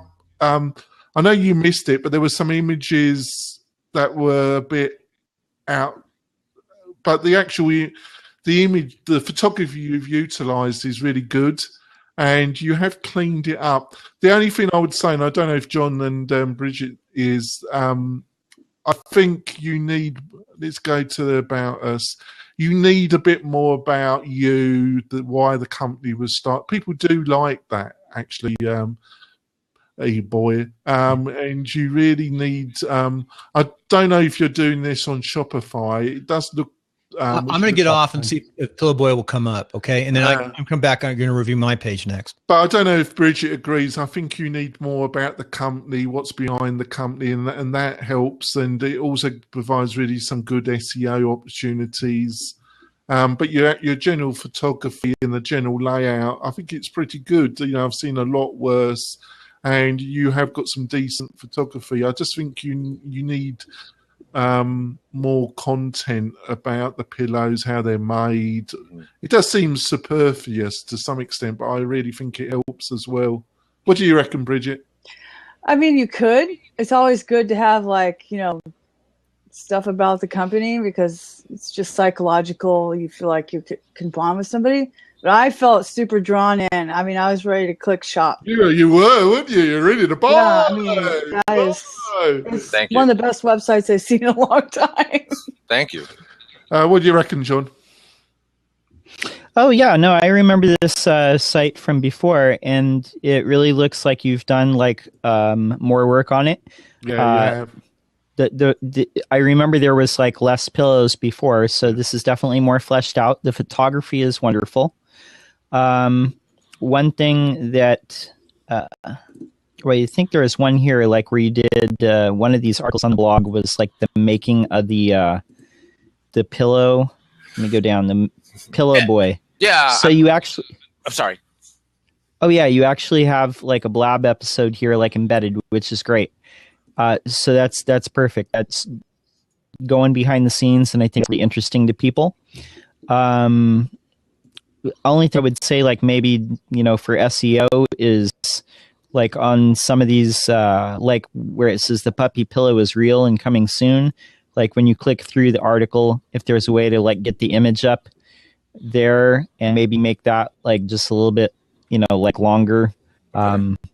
Yeah. But aside from that, everything is looking like, Yeah, one thing much better. I'm going to butt in because I'm going to go off. The only one, but I don't know if Bridget and John is going to agree with this, so it's just my point of view, E-Boy, is that I went through the shopping cart and you say at the end, shipping and tax is going to be worked out. But a lot of people disagree with me. I think if you remove as many variables as early as possible, I always think it's best to say we're going to do free shipping if you can, and you just add it to the cost of the product. Right. Okay. Yeah. But a lot of people would disagree with me, so it's an opinion. I think the least shocks, because it's the evidence, the scientific evidence, is as further they go into the shopping process, the less surprises and the less clicks. That's a great idea. The bailout is going to be reduced, and the biggest in e-commerce site, the biggest bailout is when shipping or other external costs are added. Right. And you normally get an enormous bailout at that precise moment. So the more you can reduce that, the normally less the bailout is. But I don't know if Bridget and John would agree with that. It's just that's true. I think it's a great idea. Yeah. So that's the only thing. But I think I can see you've done a lot more work on it, and the photography is superb. I just personally feel, but it's just other people, and you might disagree, is that I think you need more about the culture of the company, a bit more writing in the descriptions. That will also help in the SEO. Yeah. And it's hard to write about pillows. That's why I make these, I'm making a comic book, kind of like a Pillow Boy comic book. So perfect. So much you could talk about pillows. So, and then, I try to do like art stuff that's kind of like important to me, and I'm trying to create some authority that I know this type of segment. Well, you're bound to feel that, because if I remember when you joined us last, you are an illustrator and a graphic design, so you're going to be and it shows. It does show, so that's a great strength. But obviously, you're not going to be so focused maybe on the importance of copy. So if you could find somebody that could work with you, that understands online marketing and the importance of copy, I think that would be a strong team, and it would really help the site enormously. Because I'm sure you understand the importance of copy, but it's it's just your tendencies, for obvious reasons, is going to be more visual, right? Which also has a great importance. So maybe working on that with somebody, you might get some great benefits. Do you have any tips? Because I am mostly visual, and I'm trying to figure out. You do the alt image tags for the images. So, are there any tips for anything for that? Right now, I'm just putting in pillows, skull pillow. But is there anything like I should add to that? Well, your alt image tags will show up when you use Pinterest. And I was just pinning something from your site on mine, just to see how it worked. I liked that the image had your logo and everything like that on it, and what the actual product was. Right. It was very easy to pin, and that's really important for a site like yours to really pander to the Pinterest. Yeah, well, I was going to ask. Pinterest likes long images, so you might want to include an alternate image. Okay. It has a long, maybe 2 or 3 different views in one long image. And definitely Pinterest is one of the best search engines. It rivals Google. So I would definitely just be more descriptive in your pillow. So you could be like, could you imagine drinking a Pinot Grigio while you're relaxing on it, watching? What I wanted to ask you, Bridget, is that I think because it's such on images, Bridget, I think Pinterest, Instagram, Twitter, they're going to be big drivers. Don't you think that would be the case, Bridget? I like Instagram because a lot of younger people are on it, but I feel like these pillows are gonna skew more with Pinterest. Yeah. And the good thing about Pinterest is when people pin things from a store, it will email them when prices drop. So if sales are going down, I would reduce your prices. See if you get more people from Pinterest. Even if it's a couple of dollars, you could, because they do email you, hey, your pin price just dropped. So should I make in Pinterest, just make like the art pillow a new site and just put everything in that, or just kind of like make it easy for other people to pin from your website. Okay. I mean, obviously you could do that in your own Pinterest account. Right. But people are going to pin. And when the Pinterest people are intentional. I've got to go. I've got to go, folks. Hi, Jonathan. Thank you, Jonathan. It was a great chat. See you later. Thank All you, right, Jonathan. we'll see you. Give us a recap. But so I would just say that since you're linking to your Pinterest, that's great. Okay. But I really like how it looks. I would just recommend that because my best friend on this whole planet, Carol Steven, is the Pinterest queen. Nice. So I learned a lot from her. If you have friends that are on Pinterest, I would encourage them to like all kind of pin, say like, Pinterest is really weird. Like it just from what I've seen, like if you can get like momentum behind like a couple pins, like and get that going, it'll start taking off on its own. Okay. So yeah, I haven't really used it that much. I've been kind of focusing more on Instagram, but if you have one or two that you want to, or two or three that you want to promote, tell all your friends that are on Pinterest, hey, can you like repin this for me and see what happens? Because like it'll start taking off. Awesome. Instagram is like the DVD extras of your company, like the visual storytelling, but because of the way they don't allow links, it's hard to drive traffic. Whereas Pinterest people are there to buy or to save to their visual wish list. Okay. And yours is it's just not some hunky-dory person with a, fabric pen. This is real art. Thank you. Thank you very much. I really appreciate your input. No problem. Hey, good to see. Hey, I put up your. Am I echoing real bad? No. Okay. I'm getting a feedback here. I'm going to go ahead and shut down. That means we're recording it from my other side. So thank you, Bill. I really appreciate it. No problem. You're welcome. Come back and like tell us how you're doing. Like in a couple months. It's only been up maybe about a month, and I'm trying to figure out the whole. I don't know SEO that well, so it's also great to hear from you guys. Are you making money? Each page, like, just optimize for one term. Just don't try and cram them all into one page.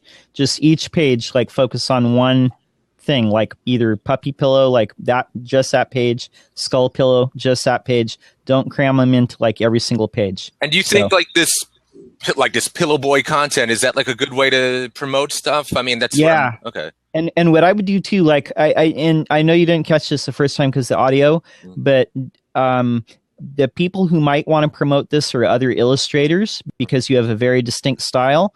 And like I seen you, like, as I said, you've got the making of the pillow boy, like Blab. I would, republish that to YouTube. Maybe do like more like that. Okay. Republish it to YouTube and see if you can get like interest there, because that's very, if you can get that taken off, I mean, you've got it made. So great. With that, fabulous tips. Thank you both, all three of them. No problem. You're welcome. So it's my turn. I want, let me tell you a little history about this site. First of all, 2 years I've been doing WordPress. I used to use other websites. I do HTML and just do quick websites in politics in my business years ago. But I learned WordPress about 2.5 years ago. So I've been pushing hard. Genesis Dynamic. And now I'm going into that new world of creating both membership sites and learning management systems and pulling them all together.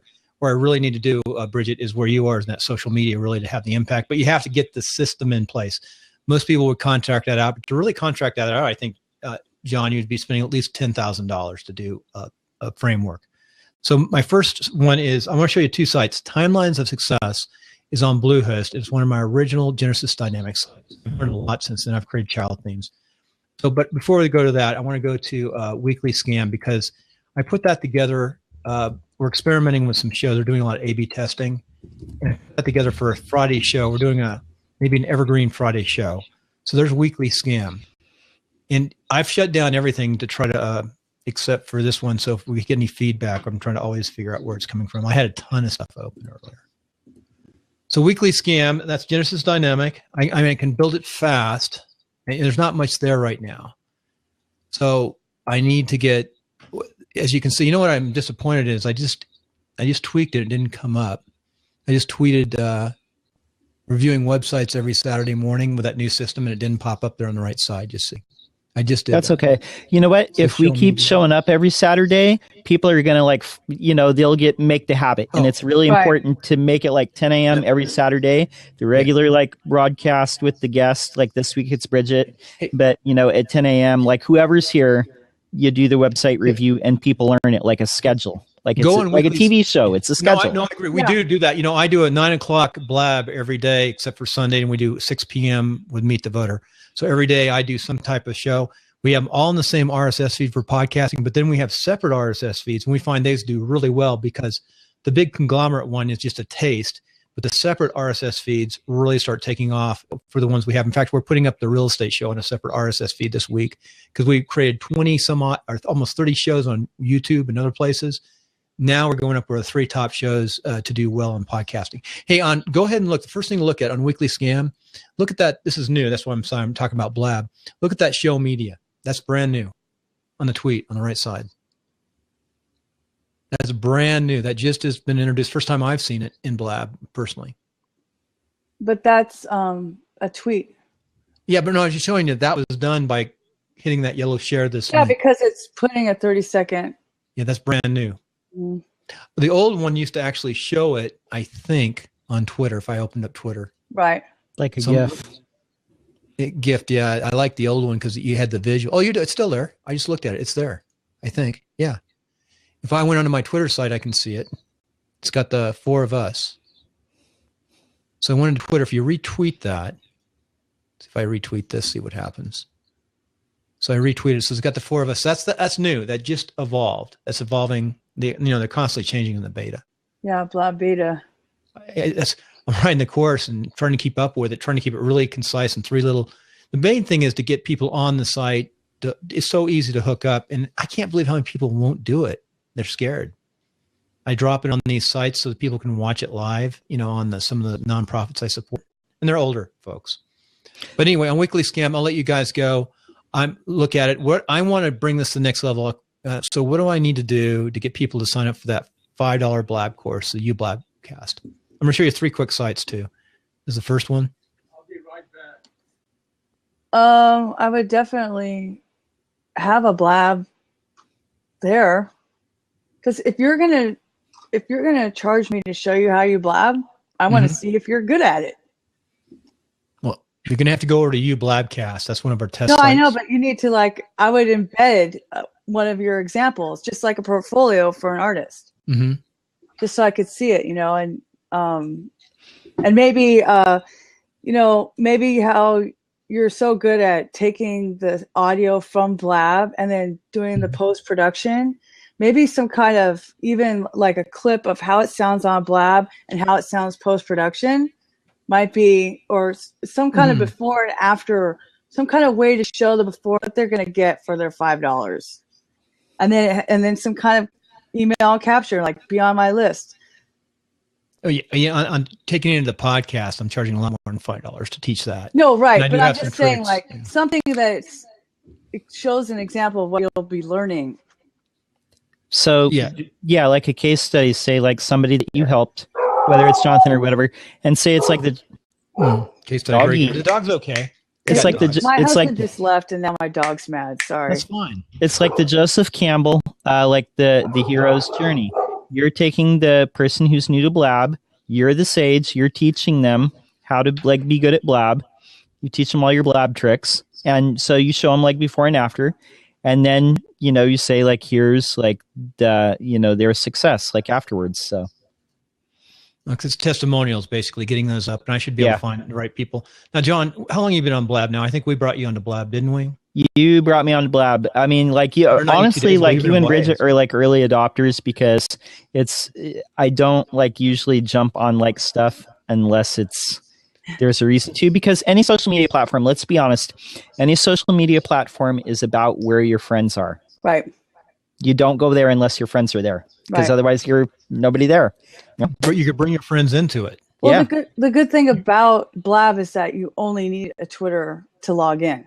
Yeah. You don't have to create another username and password. Yeah, I like that part of it. And because a lot of the people who are on Twitter are going to be prone to be using Blab anyway. So, right. John, you're 192 days. You were on before me. I don't know how that. You really are an early adopter. Oh, well, there you go. I don't know either. You may not have been using it, but we dreamt on this right away and said we're changing the whole. So anyway, going on to that, this is something that I sort of developed for just people too. If you look at it, it's got home, Twitter, YouTube, and Facebook, and Blab. Just as a quick website, something when people start on podcasting or any type of platform where they want to do a blog, they need to keep it simple because it takes time to learn. And this is one of the simple sites to get going. It's not a really good sales site. You're not going to sell anything on it. But you're going to sell anything on Blab? No, right now on this website, I mean, there's not even a link to, we just set this up last week. And it's for just this show. It's on Friday. So if you don't mind, I just want to show you that. I want to go 2 other locations. I've got a test site called, so John, I put down some notes. Let me go to this test site. The test site is called uBlabcast. Yeah, let me drop that in. Did I drop it in? You did. I thought that's what you were talking about. Sorry. There's a lot of stuff open. It's hard when I'm doing behind the scenes managing. So uBlabcast, go ahead and look at uBlabcast. I cut it onto a second tab so I can come back and look at the blab on my system. Kind of hard to do if it's just a laptop. Okay, so it's loading all the, for me it's just loading everything. This is just a test site. Okay, got it. But what it's doing is it's automatically feeding that Simple Live Press is actually feeding that in. I don't do anything and just post it automatically a few hours after we do it. Right. You can sort of go back and look at the shows this week. Whatever my last title is going to show up there for the most part. Right. So this is the whole timeline, or this is the whole podcaster's home. Like timeline. It's all the timelines feeds. It'll even have Jonathan's feeds in here before we break them out. So what's nice about this, you can go back and get the information, but I just want to show you this. And then the last one is look at timelines. And I'm going to ask you the 3 of them. What's my best way to launch this new tool, which is going to be the $5. It's called, I think I might put, the problem is if I stick it over on uBlabcast is on YouTube along with is on Bluehost. It's very slow to load because of the Simple Live Press. And I've got DigitalOcean. Oh, I got to look at one more. I have 20 websites. Whoa. This one's on DigitalOcean. I'm going to remember it's Netcasting 101. And this is my power site. I'm developing. It's got a secure socket. So this is probably where I'll end up people buying the product on this site. So the idea is these all fit together and they feed with each other. Plus they're like lead pages all over the place. Let me drop this one in. And then we didn't really look at timelines. That's the one I'll probably make into the money site. And that's done on DigitalOcean. It's a VPN, virtual private network. By the way, Bluehost is the one that's the cheapest, which I have a lot of sites on, which I've had forever. I got 3 years worth of cloud hosting prepaid. SiteGround, which is probably twice as much. It's the best and easiest, and it's fast. I like SiteGround. And then I've got DigitalOcean. The problem with DigitalOcean, it doesn't have a cPanel. So I don't feel like I'm totally in control. I like to be in control. That's why I think SiteGround's my winner on the hosting for me. Yeah, I have some stuff on SiteGround. Yeah. So anyway, if you look at that last one I stuck up, if you put your time into neck, so this is where I start building here. What do I need to do? You can see I got a basic blog on there. So how do I sell this product? I need to probably go and get, I mean, they're quick, fast. Opt-in Monster, of course. Well, or something. You can use Hello Bar. It's free. I don't know if it works with Genesis. Like, I know some things don't work with Genesis. Yeah, Opt-in Monster, I already own it. Oh, okay. So if you already have it, I would definitely do that. And maybe something more visual. I know it's hard. I'm really bad at plain. I'm sorry. I feel bad. I'm really, really bad at graphics, getting graphics to work because my sites are fast, of course. Yeah. You got a resource. Okay, check. You got the course link there, and if you hit the course link, that's one of my courses. This course right here that's on that course link. That's the big course. That's Netcasting 101, which takes people all the way through creating a blab, and then creating YouTube, getting it on social media, and then getting into podcasting. And creating a website, simple website. But there's so much, there's so much to learn in that process. I think really like some sort of like sales page where it explains like everything, because they're just going straight to like buying it. Yeah, that right now. That's why, basically that was a test site. People are testing it out right now and they're pre-buying. That's gonna be a $200 Oh, that's course. Good. Well, good. You'll have a lot of testimonials and case studies then that you can use for your sales page. And And then the $5 Blab course really is like a lead magnet concept. It's allowing me to test out my learning management system, which I'm going to go with Lifter LMS. Are you guys familiar with Lifter LMS? I've heard of it. Yeah. Yeah, I just heard I've of heard it. of it. That's it. I mean, Matt Cromwell just reviewed it, I think, on Shiny New Toys. Yeah. Chris has said, so Lifter MLS will be on there. I mean, I'll bring this back each week for people to look at, because I think I'm going to drive them. The weekly scam is just it's just a story about how not to get scammed and make money online. Yeah. Yeah. Not overspend money. Well, something more call to action-y, and maybe you can find a really good graph of photography or something on Splash. It looks so plain. I know it does. It makes it not feel comfortable giving you money. I'm an engineer. I don't know how else to say it. No. I agree 110%. So I'm sorry. I may make a new site altogether just for the marketing. That might maybe be good. a picture of you, like, so that I feel like who is this person who wants $40? Yeah, and give your history of, like, what you've done on Blab. Like, I've grown, like, here's all my channels. I grew them from 0 to X number of followers in X number of time. I could do the same for you, teach you all my secrets. I'm the Blab guru. Yeah. And Yeah. there you go. Yeah, definitely. Clearly you're good at it. And we know you are, but it's not being conveyed. No, I suck at this part right here. I mean, it is difficult. I mean, I can't wait till I make enough money to bring people in to manage my backside of websites. Even though I love playing with them and learning, there's just so much to learn. Yeah. If you're making the money, like John Lee Dumas, EO Fire, I'm sure you know him, right?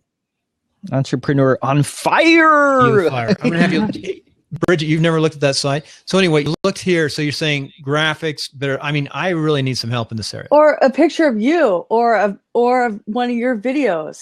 Like John was saying, somebody that says, "I've been podcasting since whatever 1940, 1960, whatever the thing is." Right. Because you have to establish that you are an expert and that you are trustworthy, and I would definitely have some kind of avatar or profile picture of yourself. Because when you're asking for money, you don't, and I mean, your site Weekly Scam. I mean, I know it's tongue in cheek. Isn't that a terrible name? You're not saying that. It's tongue in cheek. So it's just makes you feel nervous. You don't want your people to feel nervous. I know it's our own joke site, and we do with the car. We're just testing that to see what's going to happen.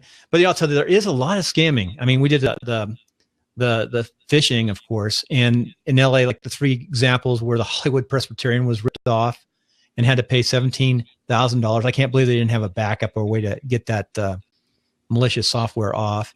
And then we talked about the phishing, and then Blab verification. We did a spoof on the Blab verification. I made it during the show. Yeah. A little tweet, and then I tweaked it out a little bit afterward. That's but fun. Blab verification is that little check mark up there. See that lightning bolt? Or if you saw the other ones, would be a check mark. No one's verified it. We got to get you guys verified. You put emoji next to your name. Yeah. So let me go into EO Fire. I want to say, how do I get here? I'm going to put this one up for the next review. I know I need a lot of work, and I know the experts out there. I need to contact them and really get your help. Now, I don't know what I can give in return. Maybe making some production work. Have Jonathan have you work with some of his folks. Yeah, I mean, he's really tight on his names. John. I mean, there's a graphic guy here in town too. But yeah, you can work. That's one thing about this business. You can find people around the world if you trust them. Yeah. Know, like, and trust. So I just put up EO Fire. Let me drop that in. This is one of my. I think this is using Opt-in Monster. If you've never opened it up before, you're going to get an experience of Opt-in Monster at the start. That's called a welcome page. Let me flip it up myself. Yeah, this is much better. And I don't even like also these opt-in monster things. It's very compelling. He also made $2 million 2 years ago. Made almost $3 million this last year. I love the logo. EO Fire. Yeah, it's the nice. Microphone on fire. That's awesome. That's Genesis, by the way. I'm pretty sure that's Genesis. I'm not sure what the child theme over the top is. I mean, customized. My child themes are customized or custom I built.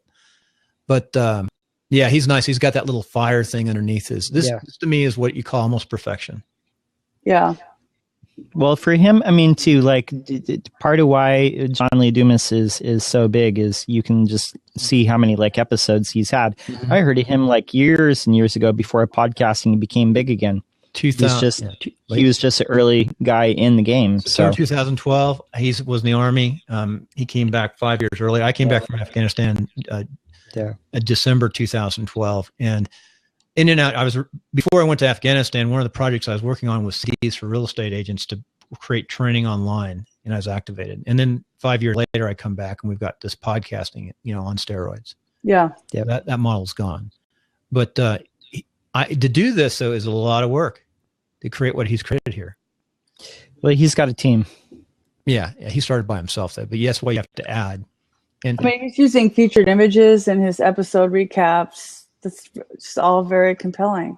Are you saying on his blogs he's using the featured images? Oops, I didn't mean to do that.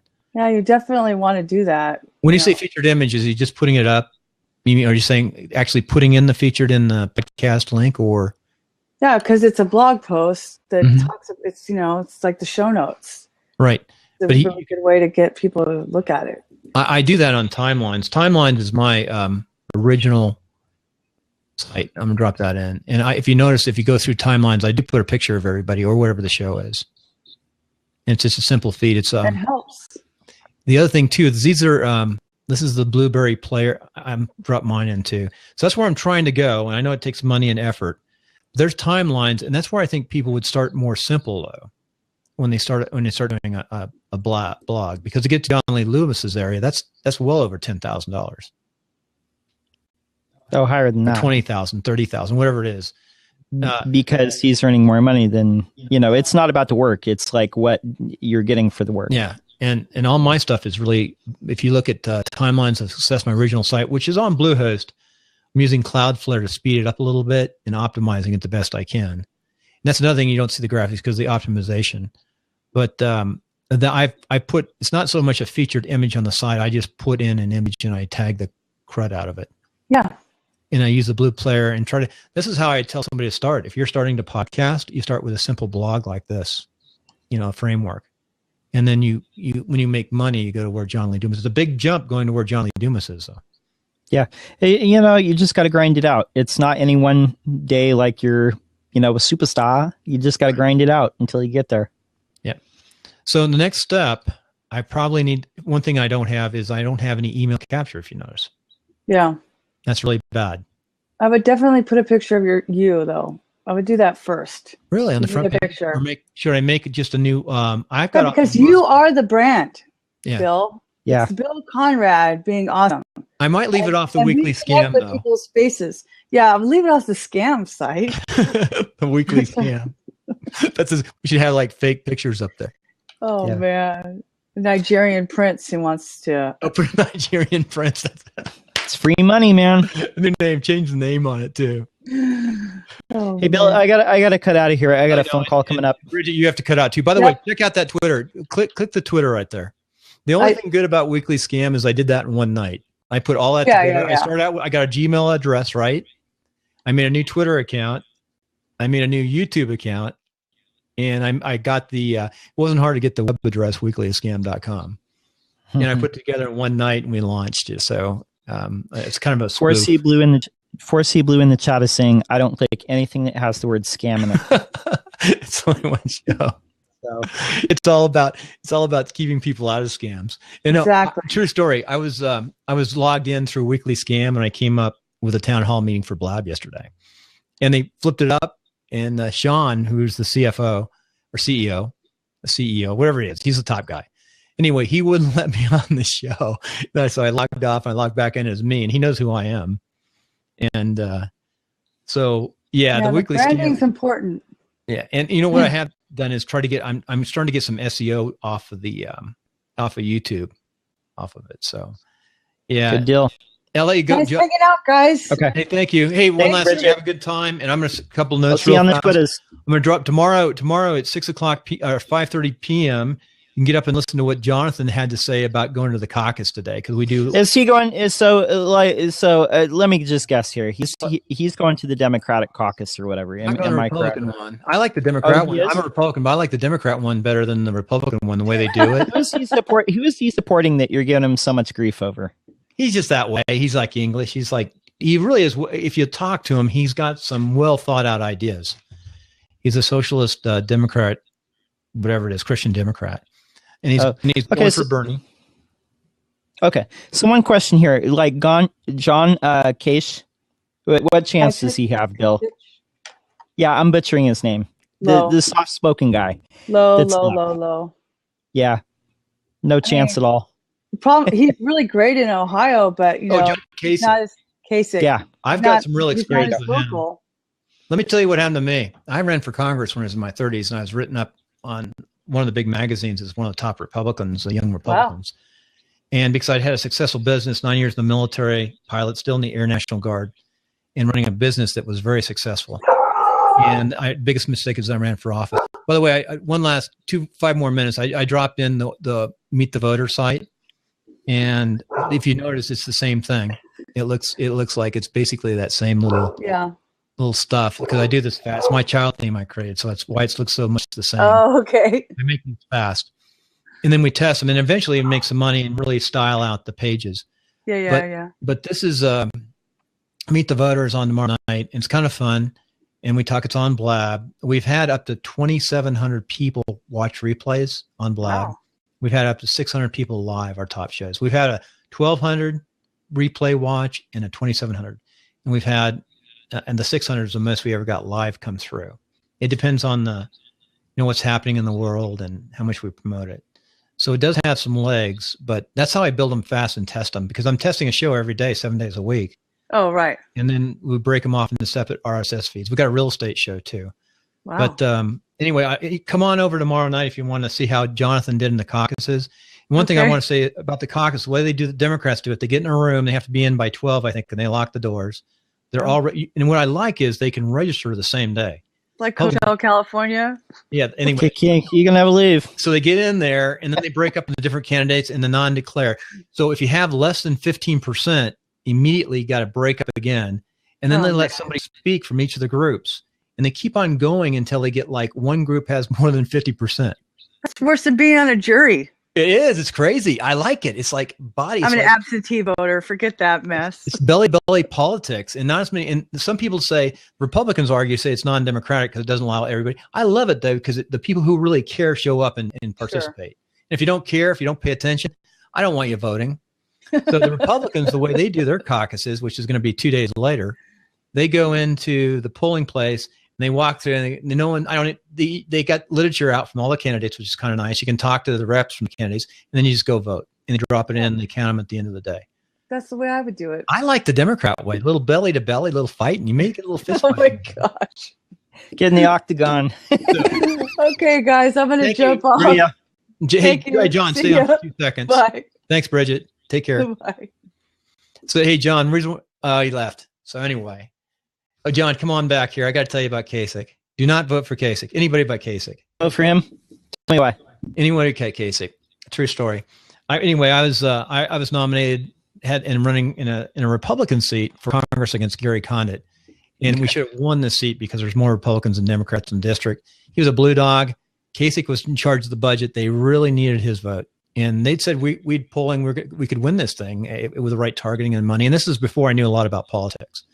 And we had Tom DeLay, if you remember, his PAC was looking behind us, and we'd been targeted as a winnable seat. Well, Kasich talked him out of targeting my seat so he could get Gary Con's vote and pass the budget. And then he offered to do a fundraiser for him. So here we could have had a really true blue, quote unquote, Republican who believes in small government and individual liberty and freedom and local government. And we ended up with another Democrat who eventually got in trouble.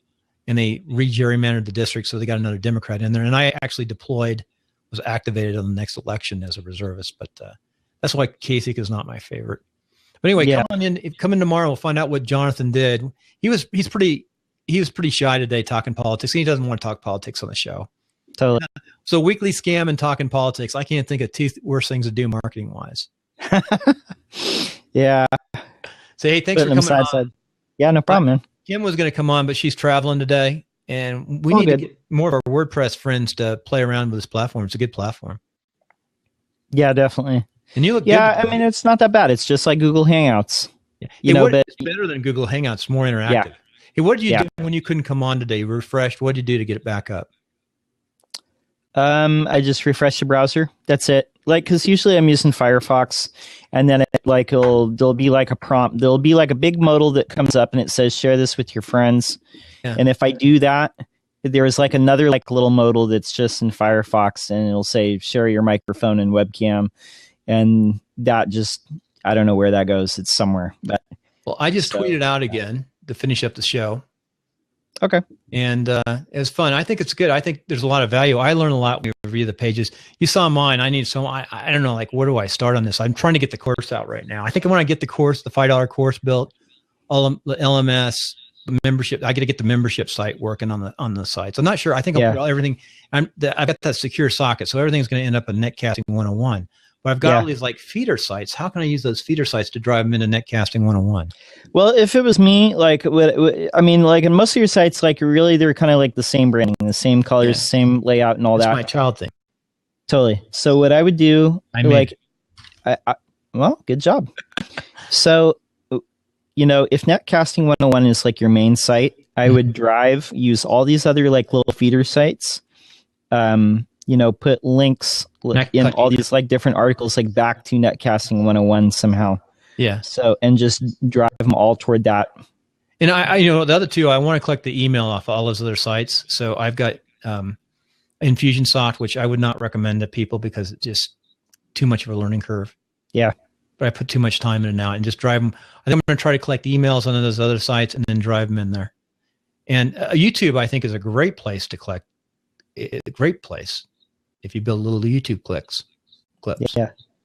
I would definitely, if Netcasting 101 is like your main site, I would just, you know, just build everything to kind of drive traffic back to that, and just the other ones are secondary. I mean, and if you've got like the main feeds there anyway, you know, just make sure that those are the canonical feeds and just drive everything toward there. Netcasting 101 is on DigitalOcean, which I can barely run because it doesn't have a cPanel. But what does it have in the back, like Plesk or? You have to buy, you know, I bought it. Jonathan helped me set it up. He said that's what he does. He actually provides that as a service. It's a fairly inexpensive. I don't know if I trust it or not. It's scary. I trust digital. I like SiteGround. I mean, I trust SiteGround. Yeah. I have some sites on SiteGround. I have some other ones on Flywheel. I still have like one or two like left on Small Orange, but not really anything super important on that one. So. Look at DigitalOcean for us when we come back next week and just talk about it a little bit. Have you looked at DigitalOcean? I've had a lot of people like, you know, tell me about it. I've never used it myself. So it's for $5, 5 and 5, you can get a VPS and it's like lightning fast. Yeah. I don't know that I trust a VPS for $5. So, you know, I mean, that's scary. I've got it just doesn't feel, it just doesn't sound like, you know, it's way lower than anybody else. And so, just for that alone, it makes me feel like I don't. It's a startup out of San Francisco, but sure, it's fast, man. It's lightning fast. Yeah. And, you know, that's the thing. It's just, Yeah. 4C Blue is asking, like, switch all hosting to one multi-site host. Why have different hosts? I love to do that. Well, there's a reason. Like, I have, like, my main sites, like, all in Flywheel. SiteGround is something that like I won like a free year of hosting from them like a long time ago, and so I built some sites on top of that, and so I just kind of kept it. So isn't SiteGround the easiest thing you've ever played with though for a newbie for the cPanel to launch? Yeah, I mean it's got a regular. It has a regular cPanel. Like a lot of, I mean any site that's like Apache has something similar to that. Like a lot of the ones that have kind of like a customized cPanel, it's the same thing. Might look a little different, like GoDaddy is cPanel, but it's the same thing. It just looks like a little different. Their icons look a little different. That's it. For $100, they'll give you a secure socket, help you set up your site, or even transfer a site in. And it's $100 for your first year, but after that, they really get you. It's $83 for that secure socket after that. Yeah, and that's about normal. That's about right for SSL certificate. So yeah. So anyway, I've got a ton I got to do. I'm using Infusionsoft's I'm using Infusionsoft's. They just changed this. I'm learning it. I'm using Infusionsoft's shopping cart on sites. Yeah. Hey, Monte. So, hey, how you doing? John has to run in a little bit, but I can stay up another few minutes. Yeah, I gotta go. But what's up, Monty? Anything we can do this week? Nothing much. I just want to pass along some critical information in regards to merchants, online merchants in particular. I've been running my security business for a long time online, and I just been learning through trial and error because of the merchant processors and the banks aren't really doing us any favors as far as the online merchants are concerned when it comes to making sure the credit card transactions are secure from a merchant So what are you using? perspective. You started before PayPal, I take it? Or you didn't use PayPal? You used a merchant account, right? Yeah, we integrated PayPal early on, definitely.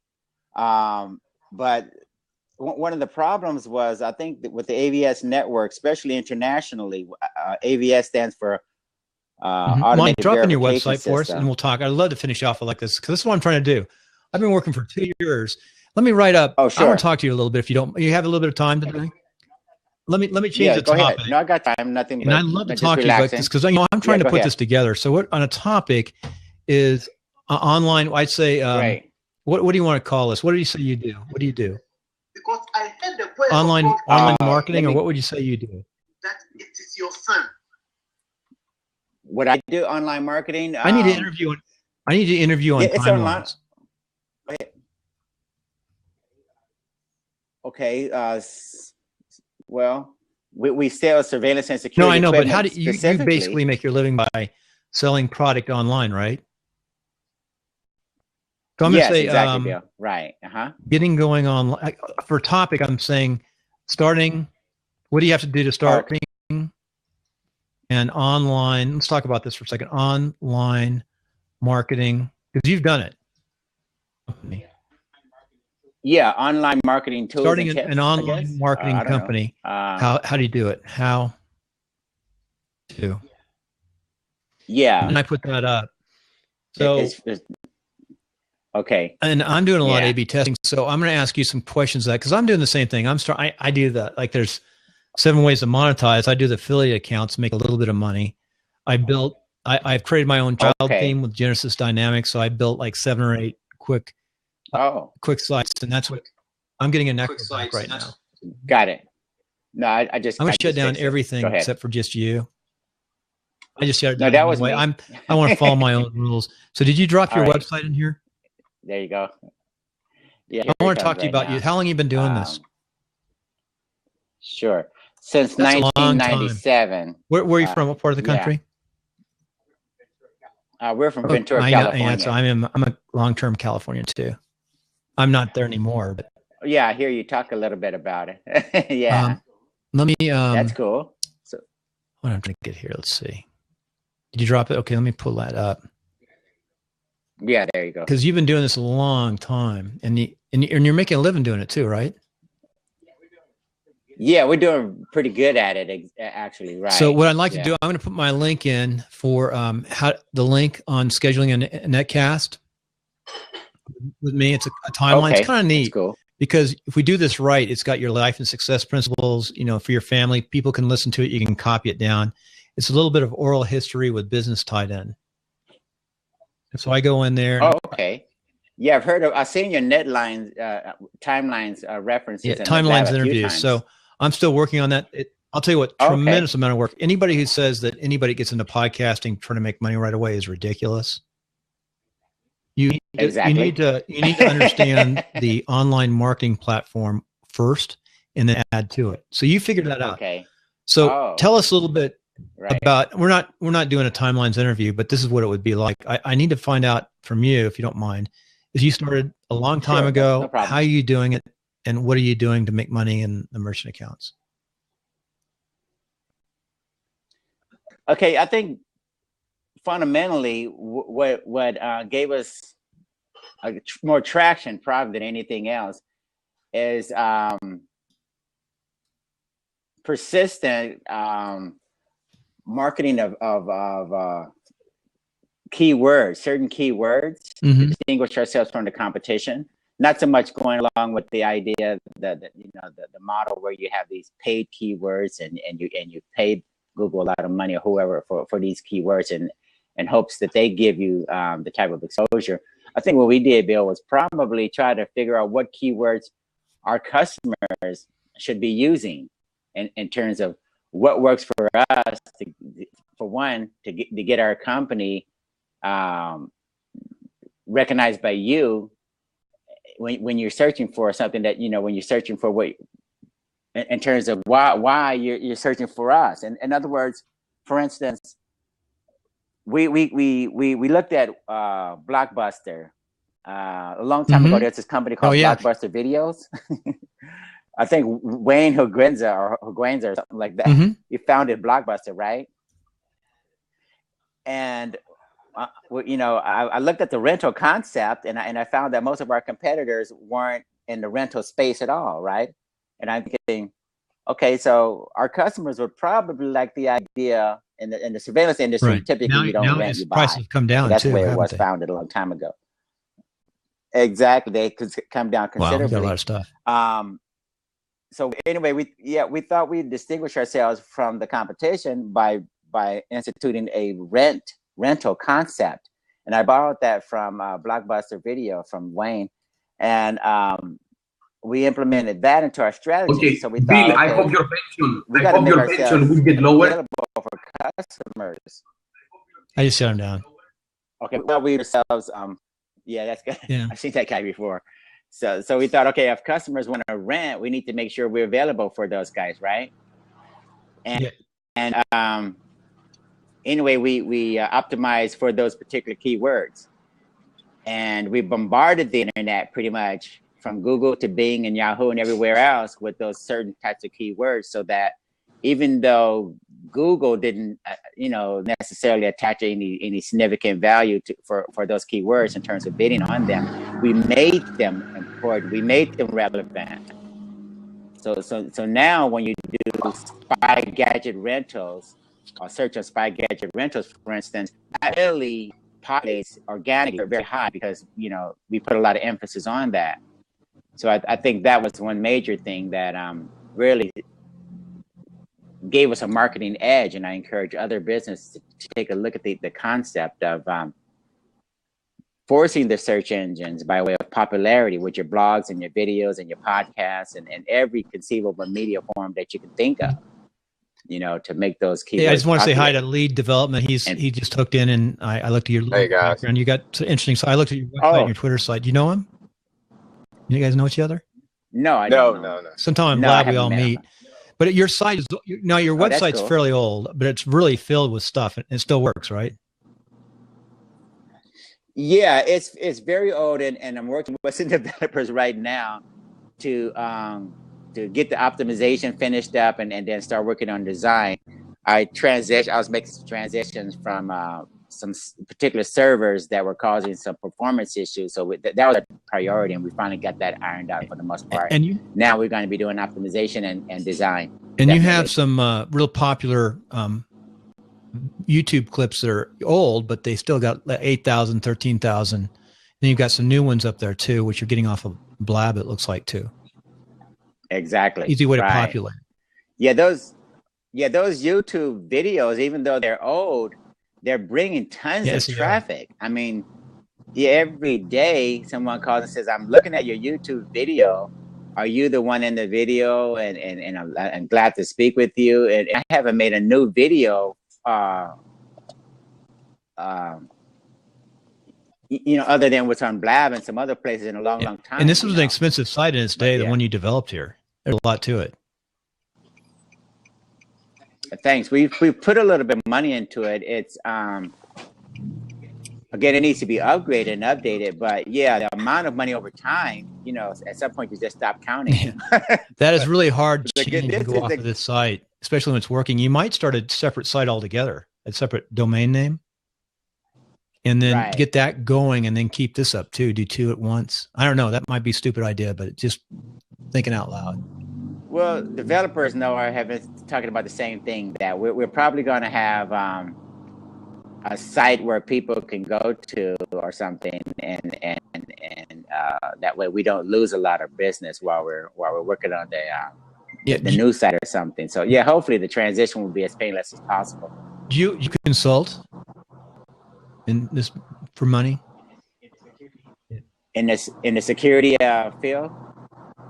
No, not so much. Basically, what I'm doing, Bill, is we have product or hardware-based solutions. We have actual solutions that are for the most part physical products. Yeah, I get a lot of requests by way of the articles and such that I've created. There's tons of articles and videos. That's really the only consulting that I do. I refer people to the information articles, and hopefully some of the information, the things that I've learned, if it's fraud detection, if it's counter surveillance or whatever, that's typically what my form of consultation without tying myself it's got a terrible name, but on Fridays we do a show called A Weekly Scam, and we go over what the scams are out there, but then we talk about what the good things are and what you can do right. And you might want to come up on that show too and talk. Exactly. Record. Oh, definitely. Yeah. We have some very interesting fraud related articles. As I was mentioning, for instance, when customers from outside the United States, when they purchase from us, a lot of times, the banks, they don't necessarily do you any favors when it comes to determining whether or not a credit card is used by the same person who's ordering, right? Because the AVS system doesn't extend itself very well into the international marketplace. There's a lot of countries that do cooperate, and they send that address information to you, back and forth across the network, so it can be verified. But a lot of times, the network they just have privacy. They are on privacy policies, depending upon what country you're dealing with, right? So yeah, we've learned we have to get on the phone and verify that information ourselves directly. But yeah, there's a lot of different things that are definitely inhibiting e-commerce in terms of causing it to work as effectively or efficiently as it should be. Definitely. So starting a course, what would be your advice to somebody starting an online business today? Online marketing, like what you've done is tough. Is making marketing? A living, starting a online. Now, do you have the project physically and just ship them, or do you have a building somewhere? Yeah, we have a combination. There are some items in the rental inventory very fast, so we try to stop. You have a storefront for people who want to come by. No, we don't believe in a storefront at all. We have made an exception for certain people who have to meet and get a product from me. But yeah, for the most part, I think 99% of everything has to be taken care of by shipping products to them. There's very few situations where I make an exception. Yeah, but occasionally we'll make an exception and meet with people in a mutually agreeable place. But those for people who they seem to be serious. So how do you find a developer to work with on your new site? What did you look for? Yeah, how do you find? The attributes are that's concerned? The scariest thing is finding a developer to work on your website. Oh, definitely. Yeah. Well, we look at the usual suspects as far as places where you're going to go to find them. We look at Guru. We look at Elance.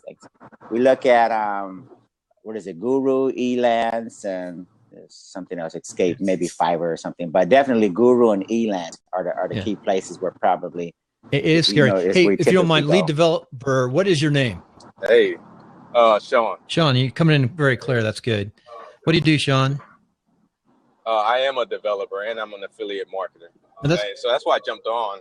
Yeah, I do a lot of affiliate marketing, and I have I've been doing that kind of for a while. Maybe not as long as our friend over here, but I've probably been in it since about 2012, 2013. Yeah, you can make money right away in affiliate marketing. Okay. Anybody can pretty easily. You can start. Yeah, you can. And I've helped a couple of my friends establish online businesses. So that's why I wanted to jump in the conversation, just to kind of contribute anything that I could, just from my own experience cool. in the market. You talk to you can pull over, can you? You want to pull over? I'll let him talk. You know what he's talking? Hey, I'm there, might be legal. I don't know. Yeah, I am. I'm legal in North. I'm always concerned about we're in people North Carolina. We're good. No, North in the Carolina, States, you can actually drive as long as you're not supposed to physically be looking or touching your iPhone. So he's got his headsets in and he's driving. I listen to Blab. I turn it upside down and just listen to Blab when I'm driving. Yeah. And people get distracted. I'll listen. Yeah, and me I'm too. probably That's like a minute from the house, so I'm all right. But yeah, I'm not far, guys. It varies from state to state. I'm sorry. Go ahead. You're saying Reno just passed a new ordinance. The city itself is you can't they can even get you for eating in your car. That's the latest. Oh wow! Now we got Apple Play, which is really nice. Apple Play and the new cars coming out this year. It's really right. Your first name was Sean. Sean, you're the kind of guy too. You get a good connection. I'd like to have you on Timelines, and we talk about with Monte separately. We talk about like how you started, what's your business. I believe in a side hustle too, that you can start doing affiliate marketing with this pretty simple website yourself, and just you're not going to make a lot of money, but you learn until you understand enough to go to the next step, because it is not easy to make a real living online. I mean, you got to real hustle. You got to know what you're doing. That's exactly right. You're absolutely right. And one thing our friend said about your Google, your keywords is absolutely key. Figuring out your market is, I think, probably the most important thing. I think, honestly, when you begin talking about developing your team, developing your campaigns, knowing the market that you're going after helps you when it comes to, buying ads and buying space in Facebook and advertising. Hey, what's your website? I hit your website already. It's a gray website, isn't it? Yeah, and you can tell my website's primarily a developer end. It's not so much a designer end, because I take a lot of pride in more of the functionality end of a website, more so than the me too. The appearance of it. The appearance. I'm with you on what I just said. Mine are very. I mean, I got to work on my graphics and my sales. That's where it's called. The sales side. You have to have the sales side. The mechanics of mine are very solid behind the scenes. Yeah, that's true. I think with and kind of circling back with that's important conversation regarding about what do you need to do, or what's some of like beginning steps of starting your online business. I think the most important thing is at first kind of knowing what you want to sell and having some sort of passion about it.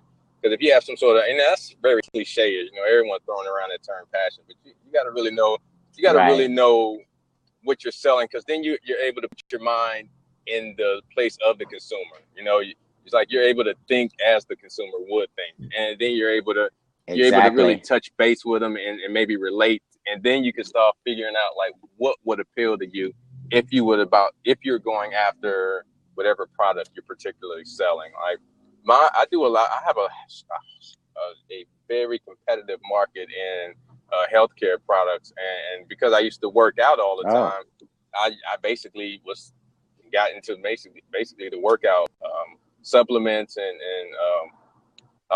that type of sphere of selling. Protein drinks, maybe. Exactly. I got into that sphere, and and the one thing that I think we always have to remember when we're talking about starting an online business is that the principle is people do not go online to buy a product. They go online for information, and while they're online for information, they end up buying a product.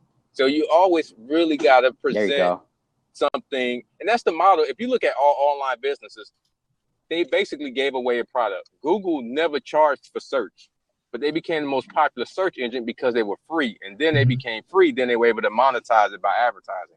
That's kind of the model you want to kind of put yourself in. You want to give your stuff away for free. Give something away for free, basically some information that will allow the consumer to come in, stay on your site, because the more they stay on your site, the more they're trusting you. The more they trust you, the more likely they'll buy. Yeah, I'd love to see some of your sites. You got the formula down. Yeah. By the way, you talked about. I'm sorry. It reminded me of Tim Ferriss when you talked about the protein supplements. That's how he started. And then the guy who trained Tim Ferriss was Stephen Key, who lives up here in Reno, who I've interviewed. Oh, nice. So Stephen Key is probably one of the best known people regionally I've interviewed. Joe. He makes a pretty good living. Can I add something on top of what Sean was saying? Sean? Oh, absolutely. Can I elaborate on something that Sean brought up? Yeah, that's very critical because see, I'm not a very good salesperson, and I want my customers to not rely upon me selling them something. It's almost like, some customers, they want you to push them into a sale, and that I think that puts the burden on the person. Referring to, I can give you enough information on my website so that you end up understanding a whole lot about why you want this product, how you're going to use it, and how you're going to be better off if you get it. Then guess what? When you finally come to me, if you ever even call me, I'll probably spend a very, very short period of time with you, a short amount of time, because I presented, I've laid out the reason why you should get it, why it's going to be important, and all of that. So yeah, I think good marketing really cuts down on the amount of sales related effort that we should put into into making that transaction happen. You're absolutely right. It's all in online marketing. Is so much of it is dependent on your ability to basically connect with your consumer. And with affiliate marketing, I think if anyone really wants to get their hands in like affiliate marketing or starting an online bit, and when I say in my mind is you're basically both selling a product online. I think the difference between the online market, starting an online business, and being an affiliate marketer is that you basically own the product if you're an online marketer. Yeah, exactly. An affiliate market is just the middleman. That's a great side hustle for anyone to basically start, because at the end of the day, it's your startup money will basically go to, the only thing you need is a landing page. An affiliate manager is going to give you all the creatives that you need, basically give you the website link that you need to link it to. You just need to have you don't really need much to start on. Monty, you could probably go to a landing page right now with something to play around with some landing pages that's really cheap, and then drive them to the site that you currently have. That's exactly right. I mean, you could be doing that right now. You could make yourself more modern very fast. And you could have some stories and telling on it. And then you can even joke about it. This is my old site right now. This proves that we've been around in business for a long, long time. We're lasters. So, you could just slowly start doing that without spending a lot of money. Okay. Hey, that's a good idea. So I would just come up with a landing page that's updated and it looks modern. And that would direct the people to the main site. It has a video and maybe capture some email on it. Yeah, capture your email. Sean is right on. Okay. I understand what he's saying. And I've made every mistake restarting it up. Right. That's what's scary about having some money and some lines. What I'm learning now when I look at things, it costs some money, but it doesn't cost a ton of money once you get going. To maintain your stuff is not bad. Hey, before you go, just to think about this is what I'm going through. So e-commerce services, I'm doing the whole thing. I'm actually creating products too. So marketing, e-commerce, website, plugins and module development, economic e-commerce application development, custom e-commerce website design, responsive shopping website, shopping cart development, payment gateway integration, membership website, and finally learning management system. Now I identified this over a couple of years to integrate. Wow. You get the full spectrum. That's what you have to do if you want to do it all. You don't have to start all at once. You start with affiliate. And then understand how to gather. One of my big mistakes was not gathering email early. Oh yeah, exactly. And I went to Infusionsoft way, way, way too soon. Just stay with Aweber or something simple, or even HostGator, and start gathering the email, and then learning how to use it. So let me tell you a story. Let me tell you a quick story about email. Okay. Well, when I first started in 1997, very few companies protected the emails like they do now. You know how you can spam. Now you have to go into a database, right? Oh, yeah. So back then there were a lot of companies. Maybe I was one of them. We scraped so many emails, and because they were not protected. When you had a website way back then, you listed all sorts of information on your website. I don't care if it was names, addresses, whatever. You put it on your website. You didn't know about hackers. We didn't care about hackers so much then.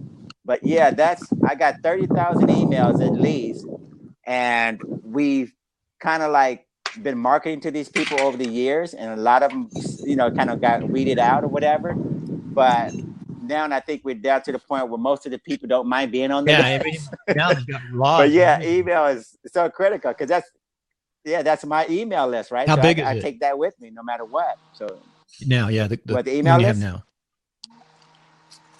That's 30,000 at least. There's a lot of money in 30,000 person email. They really are.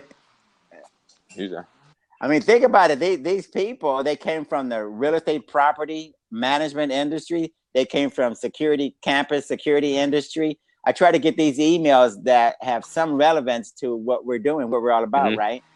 And over the years, a number of them, they got the message, and they figured out there's a connection there, and now they don't mind being on the people that don't mind being on the list. So yeah, that email list, I don't care how you get it.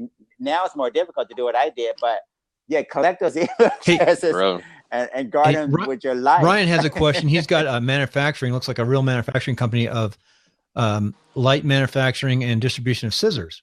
For what it's worth, my family, which has been around since after World War II, has a plastics specialty company that's been around forever. It was ceramics and plastics, and they've had as many as 40 people working for them.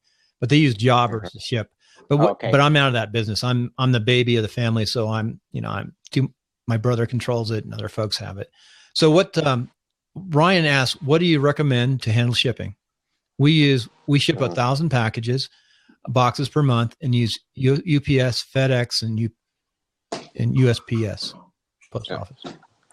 When it comes to, and if I could just chime in real quick, when it comes to shipping, I don't think you can, whether you use UPS, FedEx, you're not going, the money that you're going to save on that level is going to be pennies. Where you need to really try to find your efficiencies at is going to be in your packaging. Do you box them? Do you hire a staff to box it yourself, or do you outsource it? You know what I mean? Because at the end of the day, a stamp is a stamp. The price of a stamp is the price of a stamp. Kind of, you know what I mean? I don't want to simplify like that, because when you get to shipping bulk, I mean, it all matters, and I don't want to minimize it. But when it comes to shipping, you want to really shift your focus to look at from the point of, not from the point where it actually touches FedEx's hand, but from the point backwards.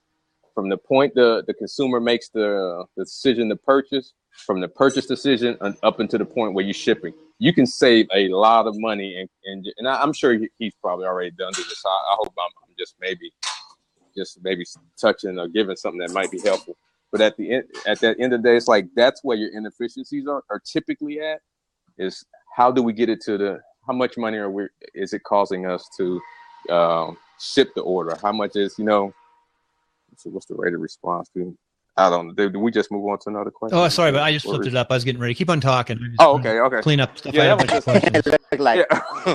that was the only thing I was thinking. You want to look for your inefficiencies from the point of from the point where the consumer actually purchased it to the point where you bring it to the post office, or where it's being brought to UPS. Because at those prices that UPS, FedEx cost, they're almost kind of the same. You know what I mean? At some point, at some level, unless you're going, they are pretty close to first each class other. Yeah. And stuff. Yeah, they're pretty much close.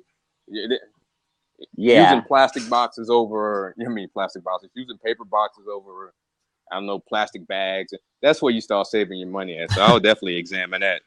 I like your idea of having somebody else do all the work, and you just make the connections and sell. Oh yeah, there's a lot of. Well, I guess if he's getting the product. See, now there's companies, I know a friend of mine used one in Florida. There's products where he orders the products from China, but then he ships it to Florida, and I think Orlando, and they basically handle all the shipping. So the only thing distribution. So his company is just sending them the ship order every day, and so they're basically send him a update on what's his inventory look like and things of that nature. So I don't know if that's helpful. I live in Reno, Nevada, and we're located in such a place that they have a lot of shipping companies from here. It's a hub, and also Las Vegas, because there's no tax in Nevada. Okay. And so they go out into LA basin, Las Vegas. Oh. Yeah, and that's pretty cool. And some of them, and then if you go into Los Angeles, they have areas that do the same thing. Like you said, they handle shipping in their sources. But then there's a big company who moved. What was that shoe company that did so well? They were using Zappos. They were outsourcing all of that. Yeah. Zappos. And they moved from Las Vegas. I think they're shipping. Yeah. They're out of Las Vegas, but they moved their shipping operations back to to Kentucky or Tennessee, I think. I like his floor. I like Sean's floor. Oh, that's a ceiling. That's a ceiling. I love that ceiling. That reminds me typically when I go on vacation, I forget that I'm recording, and most of the time I'm video of the carpet or the upholstery. I'm going to wrap it up. I'm going to get Sean back on, but I would like to find out. You've had longevity. You've tried it. You've stuck in there. What's your work? How many hours do you work a day? I usually don't stop working very much. My motto, Bill, is 24/7, 365. Actually, that's actually on like the homepage and everywhere. Imani, is there any way I can sell a product, maybe 3 or something, to real estate? I've got a lot of connections with real estate people. We've 25 years. We've had a real estate brokerage, design, build, construction, because the world is changing right now. You could put these cameras inside the open houses to protect the agents, first of all. Oh yeah, so you're being monitored right now. At least that's a good protection. I'm always worried about the female, especially my wife, who's a nice looking 50-year-old. But the other thing too is you can listen in or record what people are talking about when they're looking at buying a house. Yeah, no, that's important. You guys were talking about that on the last show. And look, as long as you're collecting information about me, if I'm in your house and me and my wife and we're talking about buying that house and you're a broker or something, that's critical information, because we could determine early on that we're not interested. I think I would put up a sign to say we have inside monitoring of this home, of this listing. I think it could be a listing product for real estate agents. We have inside monitoring. All you need is a Wi-Fi account, right? Yeah, that's all you need. Yeah, as far as publicizing it, I don't know. Once they go in, there's different trade-offs. The good news is this. Yeah, once they go in there, put it behind the toilet or something. You hide them. You might put a little sign out or something in the market. Said we have 24/7 monitoring of this open house, because it's great. You want, because strangers are going in the house with a lockbox, and it seems like. Well, I don't even know if they need to know it. If you say, look, I'm trying to make sure these houses are secure or something, or we trying to protect against vandalism. Well, I don't know. Not that, but disclose that. I guess if people think they're being watched, they're not going to rip off anything in the first place. It's like that dog. It's enough distraction where they will just go away. But not only that, I got to talk about. But think about it too, Bill. You want that conversation to not be biased by them knowing. Sometimes, because if you're selling it for $1 million, now it's going to pay you $1.5 million. Right now, you're not going to make as much money. So we've got some other questions down here. They need to put them in question. Maybe we'll just talk about things that we really like or don't like. Oh yeah. Chillin', go ahead and put it into question format if you could. So we'll worry about response rate or something. I think I seen something about. Remember the question regarding the mail? I think he was asking mailing in regards to his website. I seen someone write that down at the bottom, so I don't know if he wants to come back to that question, but I'll just wait to see if he comes back. Did I hit this one? I hit this one already, didn't I? Oh, I meant in terms of the website. Sorry for leaving that out. So so that wasn't. Is he talking about mailing again? That's another one to add to my list. If you're mailing, I'm trying to develop digital products right now, but I'd like to become an expert in this field. The other thing I can't wait to do is contract out all of my web work eventually. Yeah. But I understand. I'm actually developing a website that sells nothing but like PDFs. That's it. It's Guy. He has like tons. Oh, really? Yes, I mean, just years of collections of PDF documents that are relevant in the academic field, of course. And so the way I actually bridged it is I switched his site over to WordPress. Mm-hmm. And WordPress to me is a small businessman's best dream. I agree. There are What I did was I tailored the plugin for him that it uploaded all of his uploaded and categorized all of his electronic documents. I then put I downloaded a plugin called Easy Download, and I recommend this to anybody. Easy Download if you have a WordPress site. What that Easy Download did was it took all that data, it added it to its plugin feature, and so when someone clicks to view it, I structured it where they can preview it, but they cannot download it. And so if they decide to download it, they then have to click the button where they really? Then have to, they have to register. They have to put their email in there, and then they can purchase it if they want to. And then the email is sent to them with the document already attached. And it's limited on the number of times that document. Well, let me give you a suggestion. Let me give you a suggestion. I'm reading more and more about micropayments, and sometimes these purchases, if you channel them through your typical credit card processor, your fees kind of like are become an issue because you're not making very much on the actual product, right, or the service in your case. So what you may want to consider is a provider who is going to allow you to do that way per transaction. So that would really negate your profit margins. So Money or look at micropayments area with the coins. Say it again. And some of the other guys. Oh yeah, take advantage of the micropayment space as far as the providers who are allowing you to do micropayments like Bitcoin. Maybe I think I don't know, at least Bitcoin and some of these guys.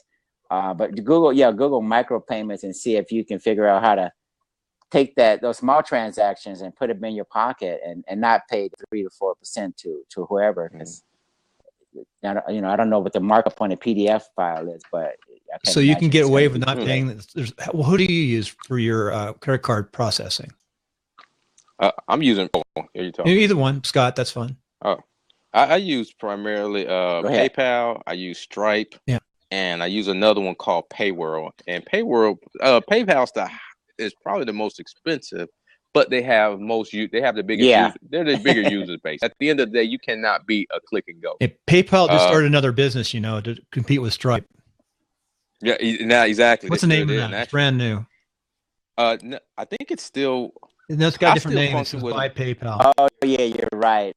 I still use it through PayPal. I mean, I have the little card swiper and things of that nature. But PayPal is still 3.5%, isn't it? And it's Stripe. Stripe is the same as PayPal.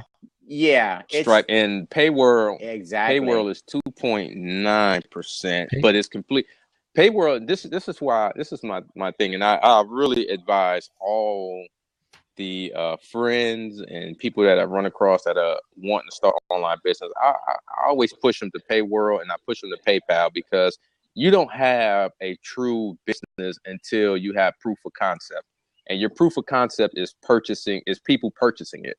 So at the end of the day, it's like if you're going to lose 3% at the risk of if you're going to lose 2% on the sale at the risk of funneling hundreds or thousands of dollars into a concept that has no sales at all, it's like, because most of these companies these companies that have lower fees, they're charging you somewhere about $50 a month, $30 a month just to use the service. I had to use it, you know what I mean? Yeah. And I'd rather I'll suggest anyone to just once you start making revenue, then you can migrate from it. You're not married to them. You don't have any contracts with them. I say $2,000 to $5,000. You should be using Stripe and PayPal, right?